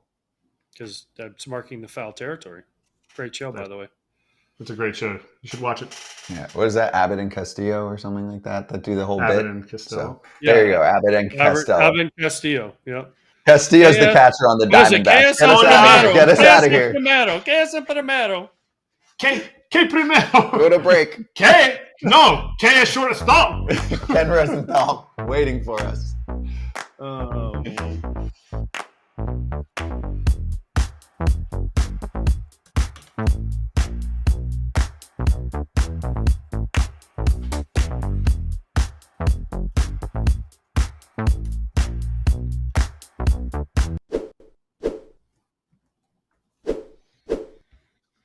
Is it mischievous or mischievous? Mischievous, because it sounds cooler. Agreed. Mischievous sounds too elementary. You say mischievous? I think so. See, we're just going for it today. But whatever you think that word sounds like, that's us today. We're not behaving. Road limit road. Mm-hmm. The classic tomatoes. But anyway, we're here to give you a good minute on Anytime Fitness, because I wanted to throw this part out there. If you're someone that recently moved, and like we have someone behind the scenes on our team who recently moved, and I thought, you know what? If you're trying to find your gym real quick, I got the website for you. AnytimeFitness.com, or the QR code on your screen for a little free trial pass. And you just put in your city or your zip code or whatever. And there's a pretty good chance you got a spot nearby. 5,000 plus locations, 24/7 for you, which I think people gloss over that part. Which part? The 24/7? Yes. It literally means anytime. If where you're going, traveling, you spend some time for like 3 days in a place. Oh, I couldn't get to the gym because I had meetings all the way up until 9 o'clock. Okay. So it's still open. Yep, exactly. No, you're right. I think they gloss over the anytime because they do a good job of just calling it Anytime Fitness. Right, anytime. But sounds cool. The company takes the word seriously. Like, hey, if that's our name, then we're doing that. And then they're like, all right, well, now we're in the 21st century, so how can we be even more anytime? They're like, create a best-in-class app so that people can track their progress and customize their workouts. And they're like, cool. And they're like, what's next? And they're like, well, we should have people also helping with nutrition and recovery and intelligence. Check. Sleep data, stuff like that. So anyway, that's why we're a big fan. So to claim your free Anytime Fitness trial pass, you can hit up anytimefitness.com and go check that out with our QR code that you're looking at on the screen right now. Or I will post the link for you to click into in the live chat and in the description of this episode. We are back in a matter of seconds with FT Senior Insider Ken Rosenthal running through what's going on in the game and his Votto interview.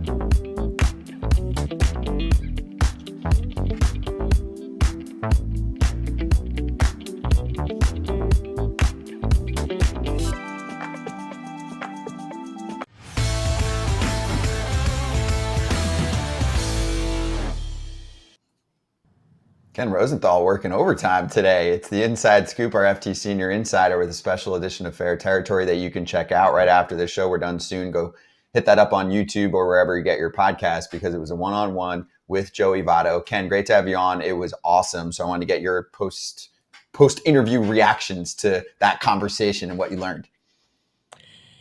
Well, always with Joey, talking to him is so interesting. And you guys know this. He is one of the more fascinating players I've covered because he has a depth to him. Not to criticize anybody else, but it's just different. And you can talk to him about issues that even go beyond the field. And we did. We talked about his mental health struggles after the loss of his dad. We talked about his stance on certain social issues. And of course, we talked also about his career in the Hall of Fame and what it's like to be retired. And his answers are so thoughtful that it's just fascinating to listen to. And every time I talk to this guy during his career, and of course since, it's just you walk away with something different and something that makes you think, and it's just really cool. What did you think of the answer with the Blue Jays situation and how he ultimately decided that was not going to be the way that he goes out based on how he viewed himself within the sport, the way that he explained being the show, right? And not just the player and the guy putting wins together. Like, it was almost a business kind of answer too, where it's like, I'm going here to watch Votto and be there for that name, but also he's got to deliver the goods. That's right. And what interested me about that answer was the fact that he just thought it would not be right for him to go to Toronto under those circumstances. And I know a lot of fans in the aftermath of his retirement announcement said, hey, wait a second. Why not give this guy a day? Let's go. Let's bid him farewell. And I knew from his quotes at the time that he wanted no part of that, or maybe I sensed it. I don't know if he said it outright. But to hear him explain it, he, in his mind, was not a capable player anymore. He was not someone who deserved to wear a major league uniform. And from that perspective, I sort of appreciate the honesty and the ability not to put himself first, to say, okay, it's not about me. There are 26 guys more deserving of a spot on the Toronto Blue Jays roster right now. It's time to go. And again, it was refreshing to hear this from him, but it was what I suspected all along. It would never be his style to go out and say, give me a day at some player's expense, even if you're costing him 1 day of Major League service. That would not be something that my understanding of Votto he would want to do. I don't know if you caught it or not. You had a long interview, but can you 100% say he is not coming back in February? Because he kind of hit on it a little bit. Based on the entire interview, what was your feeling? My feeling is he's done. I don't expect to see him playing baseball again. I don't know that we won't see him as a coach or as an analyst, something else, but I would be surprised if he came back. He also talked, Erik, you heard him about how tired he was and how frustrated he was not to be able to perform at the level that he expected of himself anymore. Why he would think that level would return next February, that would be surprising to me if he had that kind of conclusion. It just seems that he obviously was thinking about this for weeks. He was having a hard time in the box. He was having a hard time, period. So it seems to me he does have closure, yes. Oh, it was awesome. Again, we talked about it for the first 15 minutes of the show, our reaction. We showed a couple clips and then, of course, told everyone. He gives you some time. Joey thinks out those answers and kind of takes you on a winding road. I enjoy it. It's very different. It's entertaining. So everyone check that out on the YouTube channel here and wherever you get your pods. Everything's posted. Ken put some clips up on his Twitter page as well. Okay, let's get to some active players. First baseman, I'll start with, because Pav in the chat said, can you ask Ken the chances of Pete Alonso re-signing with the Mets? I feel like, that's died down a little. At one point, that looked like it would have been a storyline at the trade deadline. Like, does Pete get traded? That obviously got squashed, rightfully so, with where the Mets are at. So I'll spin it to you in a different way. You had great analysis yesterday on Matt Chapman. We covered that a lot too. He signs the extension. Some people are like, ooh, that's great for Bregman. I'm like, it might be great for Pete Alonso too, to kind of see what the position player market is going to look like heading into the offseason. I tend to think that teams are smart. They all talk to each other and they know there's going to be more activity this offseason. So let me jump on this one. It's interesting because I had not thought about Alonso in the context of the Chapman signing. And the parallel you can draw, obviously, is Scott Boras' client agrees to an extension before free agency with his current team. Well, why couldn't Alonso do that? Well, they're in a pennant race right now, so that would preclude those kinds of conversations, I would think. Though people can do two things at once, it's true. A pennant race is something that demands your entire focus. That said, I have felt all along he's gone. I just don't know that David Stearns, given the way he has operated in Milwaukee, and granted, New York is a much different market than Milwaukee, he would not be investing in a 30-plus first baseman. That is still my feeling. He may make an offer. They may make a representative offer. But I just don't see it ending the way maybe Mets fans would want it to end, or most Mets fans would want it to end. That said, it's free agency. Anything can happen, and maybe he does come back. Maybe it's Aaron Judge Part 2, where you just play it out. He becomes a free agent, then he comes back to you. Now, of course, the Yankees had to pay Aaron Judge, and the competition pushed the price higher. With Alonso, I have a hard time seeing him getting more than Freddie Freeman, who was 162 over 6 with the Dodgers. Alonso is not Freddie Freeman. But Alonso is a guy who has hit 30 home runs 4 straight seasons, 5 times in his career. That's a rare commodity in the game, and it's something the Mets should want. So I can't say with any certainty what's going to happen. My gut all along has been no, he's not staying. But what happens if they make the playoffs and he goes nuts and everything's like all happy? That could change the equation. Maybe it wouldn't for Stearns, who detaches himself and remains unemotional, but the owner's involved too, Steve Cohen, and he has been pretty positive about Alonso, so we will see what happens. I would be hesitant to offer a prediction right now. You're good at that, never giving us the answer we want. That's fine, Ken. We're used to it. Wow. But let me ask you this. Fired. Let me ask you this, Ken. I said this the other day, and then you wrote an article about Scott Boras. This was what he had hoped for Snell. This is what he had hoped for Montgomery. And then he got it with Chapman, right? He got the big deal after they signed the shorter term deal with the opt-outs. Is this, and you said it, this is kind of the first salvo in Scott Boras' revenge tour, right? I said at the time, they asked me who's the happiest. I go, Scott Boras is the happiest that this happened, because this is a giant, here I come, boys, because I got Soto, Alonso, Snell again, Montgomery possibly again. I've got all these guys lined up. You're all going to have to come to me for all the stars this year. Well, AJ, first of all, I'll try to give you an answer that you like. I know you prefer me to BS and give ridiculous answers at times. We're just hot asking takes, for you to answer the question. We're just asking you to answer the question we asked. All right, the answer to this question is just what I wrote and just what you said. Even last offseason, when I was critical of Boras at times for what was going on, and I thought rightly so, I always included the caveat that it's one off season, and there are off seasons to come, opt-outs to come, situations that could change a lot. And it wasn't over. One off season does not end it for Matt Chapman, for Blake Snell, Montgomery, who left, of course, and anybody else, Cody Bellinger. They had these opt-outs. They had the ability to go back into the market. Chapman bet on himself, as he said, and succeeded. He had a really good year, has had a really good year, one of his best, actually, I believe his best since 19. So given all that, Boris now has a player, and we're just talking specifically about Chapman, who is armed to go back into the market and is with a team that really needs him. And a team where Matt Chapman is comfortable, and a team that going forward needs to build around Matt Chapman and get more players like him. So they do this deal, and the way it comes out, yes, it's 6 years, 151, but don't forget the 18 million this year. That makes it 7 years and 169 million. If you would have said at the start of last offseason that would be what Matt Chapman ended up with, you would have said, wow, great outcome. And I do believe it's going to be similar for Snell. And we'll see how it goes with Bellinger. It's a little bit different. He hasn't had quite the year these other two guys have had.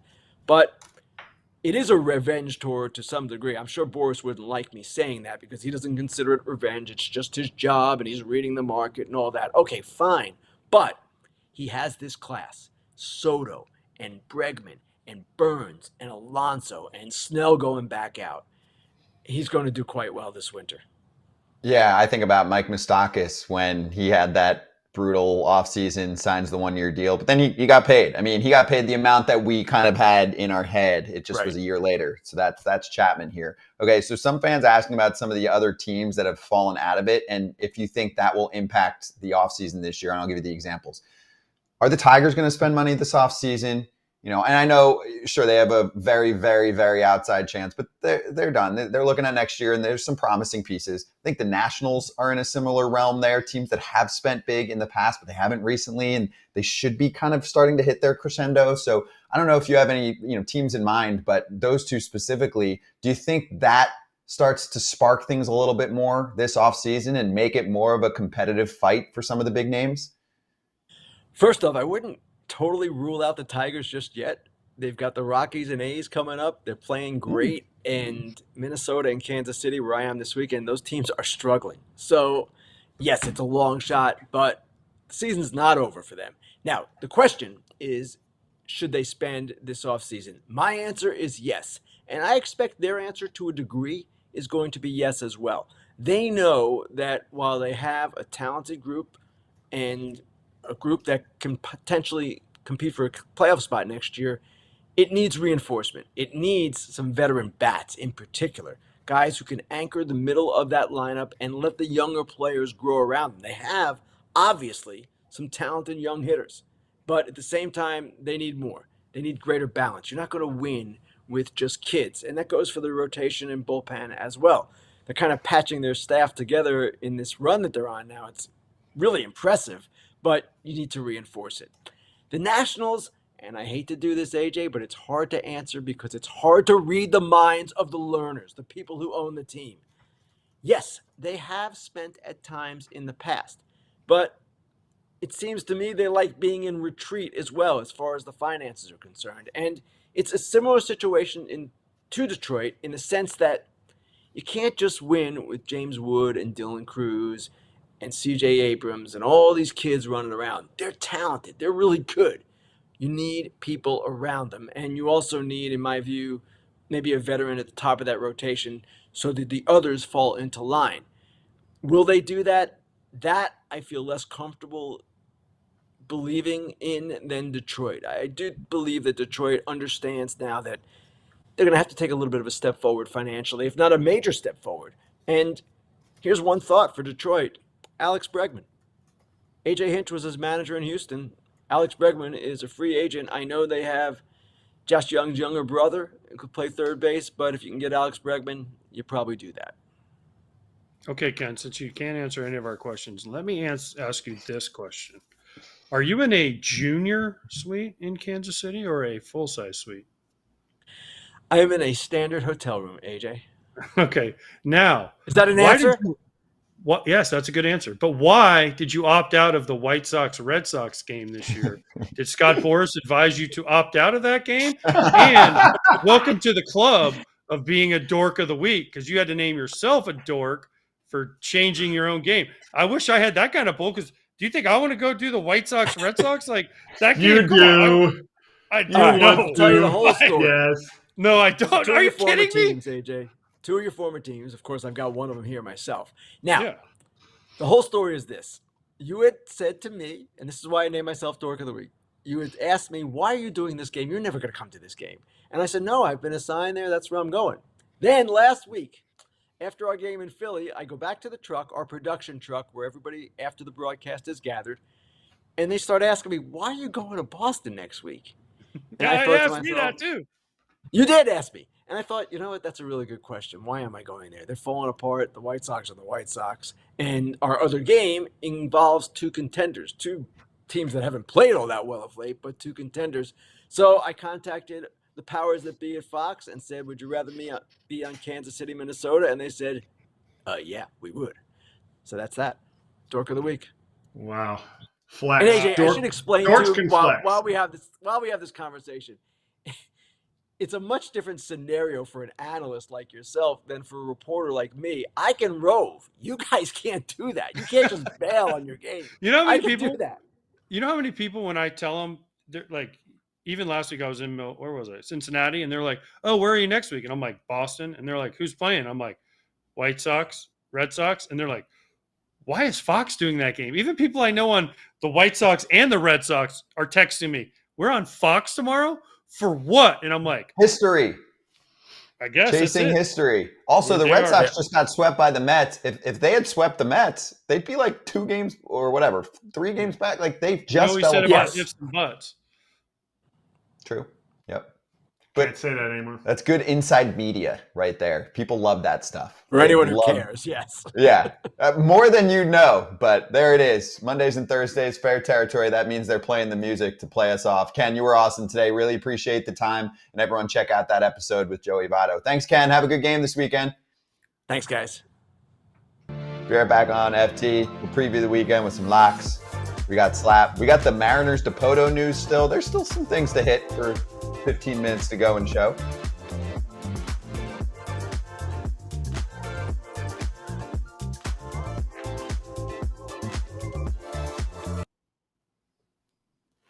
All right, so the Angels clinched their 9th consecutive losing season officially last night. Sam Blum with the tweet. Did you guys know that that is the longest streak in Major League Baseball right now?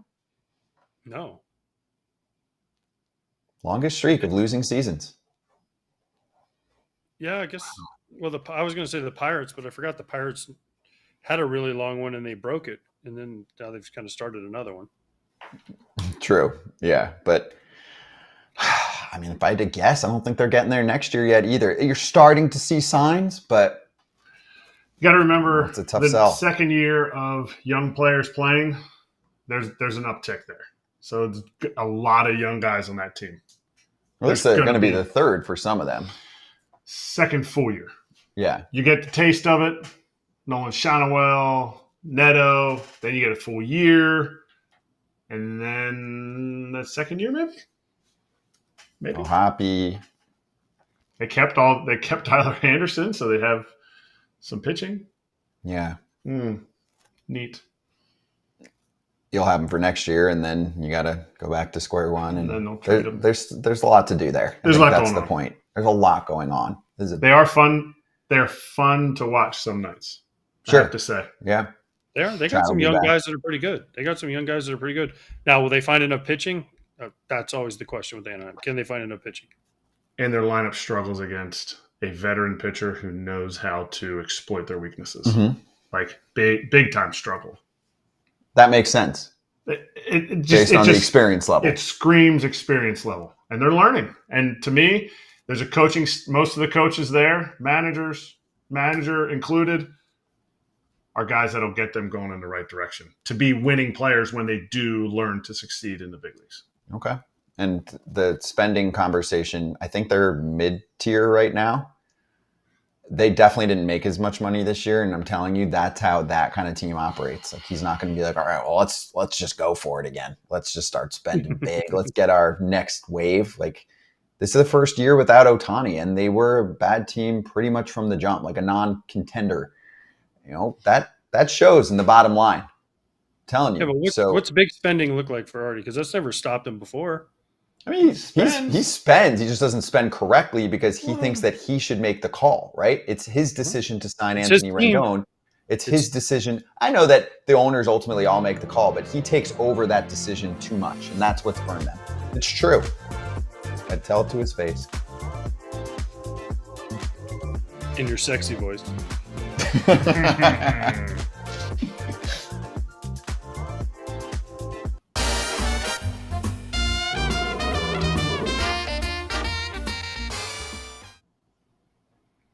We are definitely misbehaving today by taking very long on our interviews, but that's okay because we're going to just swoop right by a bad day yesterday. We all did not hit, and money bags still look like all of us in the green. We're all up. So let's get back on track, shall we?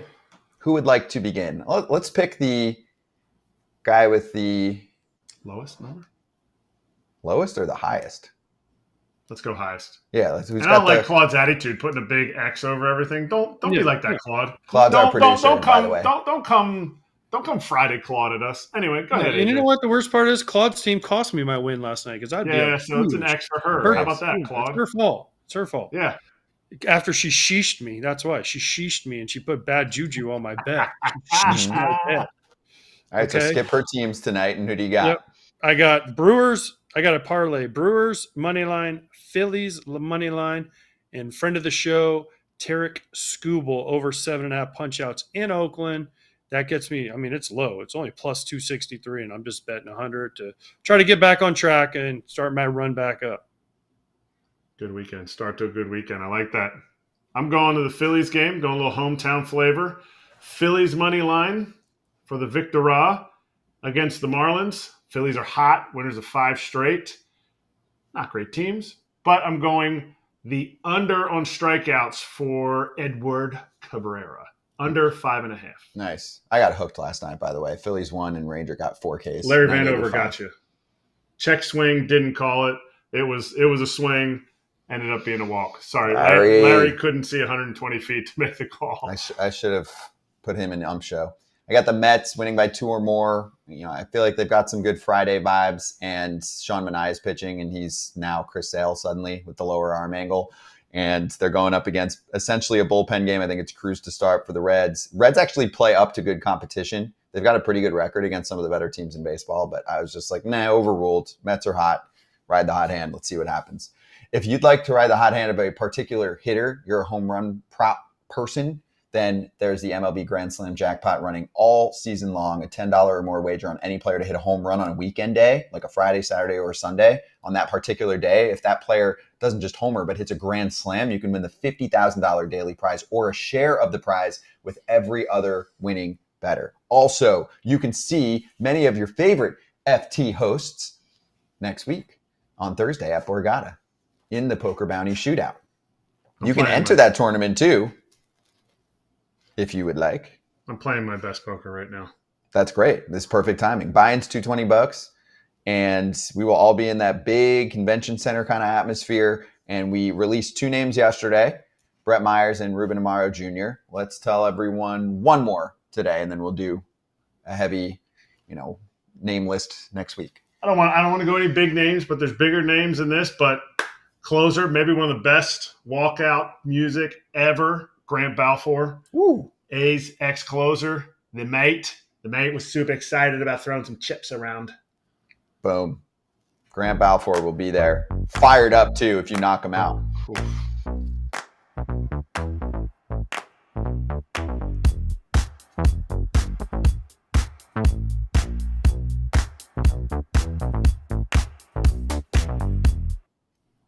All right, I'm going to switch it up. I'm going to tell the YouTube crowd a few things because I promised we would address the Mariners and Dipoto, but we can kind of give quick answers, but that'll be for the TV crowd as well. So let's do your Kratz hats now. I mean, it's been brought up more than once in the last few shows. How do you pronounce it? How do you pronounce it? Worcester. You're right. It's Worcester. The R's are weird, and they put the R back from Worcester.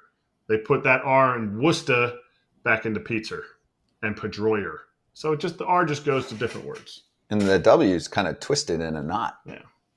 Great, unique ballpark too. If you haven't been there, it's AAA for the Red Sox. So cool place to watch a game. AJ, you have not been, have you? No. Minor league games? Look at that face. That face is made for the big leagues. I used to go to minor league games when I was a kid until I passed it up. Now he's a big leaguer. Until I outgrew it. Until I got my Spend gold time card. in the minors. Joey talked about in his fair territory Ken thing. Whew, he talked about the minor leagues like he'd have been there for a while. He's like, that's what we were dreaming about, working on in the minor leagues. I'm like, Joey, you ain't been grinding in Louisville for a long time, Joey. Like, let's pump the brakes on that. That's an appreciation, though, from Joey when you're down there and you're like, I don't know how much I can do I don't with like this. these buses. Yeah. I have how much in the bank and I have how much on the back of my baseball card. And what am I doing to do what? Like, what am I trying to accomplish right Justin Morneau, great Joey Votto quote. Joey Votto, they're playing Team Canada. He goes, yeah, I was at Walmart this morning. Morneau goes, whoa. Joey, you have a $200 million contract. What were you doing at Walmart? Looking to buy it? That's good. Joey, come on. Someone does your groceries for you. Yeah. Joey ain't going to – although I did go to Walmart yesterday, proud to say. There you go. But you're on the road. That's luxury. That's luxury in the state. Exactly. Also, by the way, Austin Wells next week, Caleb Ort next week, Logan O'Hoppe next week, Grayson Rodriguez next week. Love them boys. All of that. Okay. Austin Wells is excited about coming on. I'm excited to talk to Austin Wells. Is he bringing his mustache? Is he bringing his mustache too?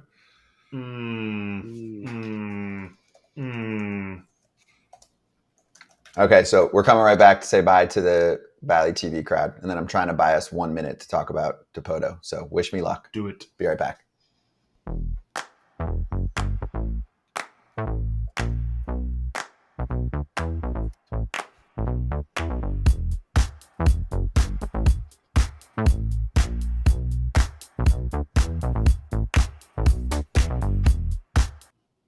Here we are. We're back, but we're basically just saying bye. As we said on YouTube, Austin Wells next week, Logan O'Hoppe, Grayson Rodriguez, Caleb Ort, among a list of many joining us on next week's show. So if you're watching on Valley Sports TV, we'll see you next week. Go State. Hail Enjoy State. the rest of the trip. Hail State, sure. Hail State. Yeah, I got to learn. I've never been. Never got the invite to Mississippi. That's how we know. It's Mississippi. We'll talk about the Mariners situation on YouTube if you want to check out the rest of the show.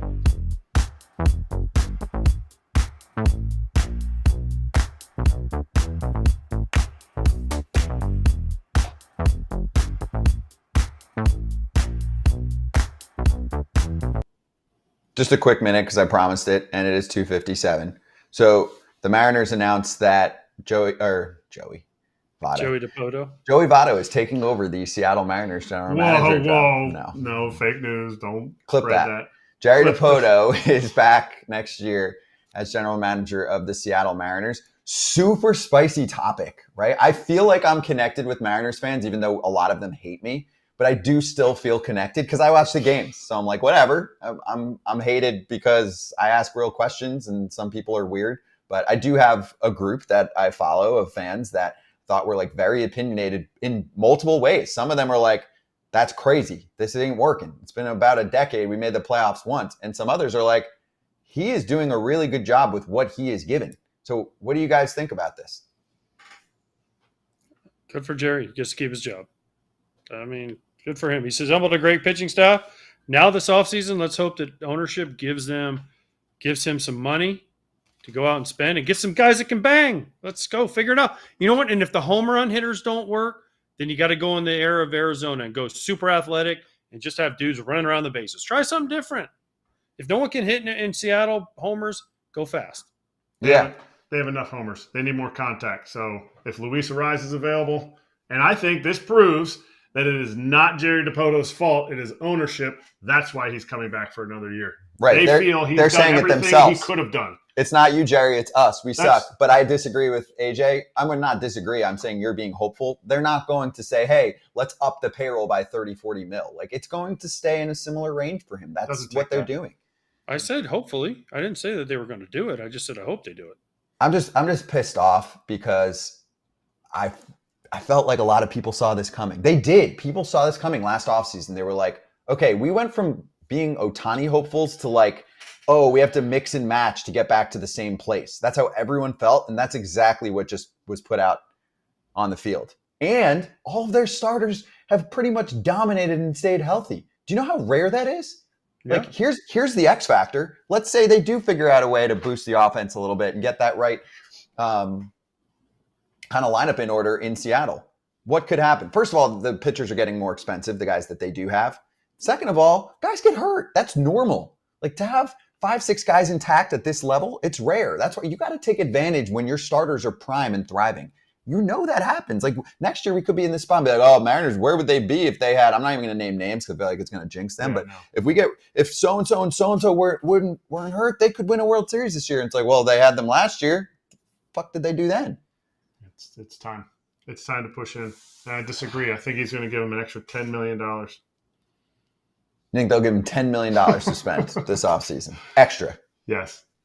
Awesome. I don't know. I'm pissed. I love watching those starters, but you're just sitting there and you're like, can I at least, you're just waiting for that one dude that's going to make the difference. You're waiting for that, like, Eugenio Suarez run that he's had in the past month. Oh, wait, they had him. Or like that Teoscar Hernandez. They don't have that extra burst besides Julio when he's healthy. That's it.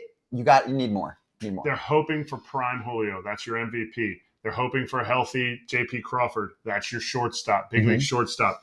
You have one of the most prolific power hitting catchers in the game. You are solid up the middle.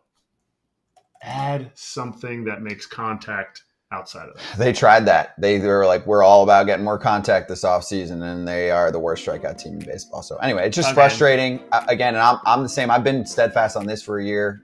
I don't think it's Dipoto either. I got you. I mean, it's not easy to put a pitching staff like that together. Did Dipoto have to fire Service to keep his job? Yes. Yes. So that was 100%. Who got an extra year? Who's still around? That has to be it, right? That's what this shows. I don't know. I'm just asking the question because what happens if you would have said, well, if I only got one more year, why don't I just keep Service? He's my guy. They would say, you gone. You need a fall guy. When this happens, we need to be able to point to someone and say it's their fault. And that's what they did. It is Okay. their fault. Good show. See everyone on Monday. Solid.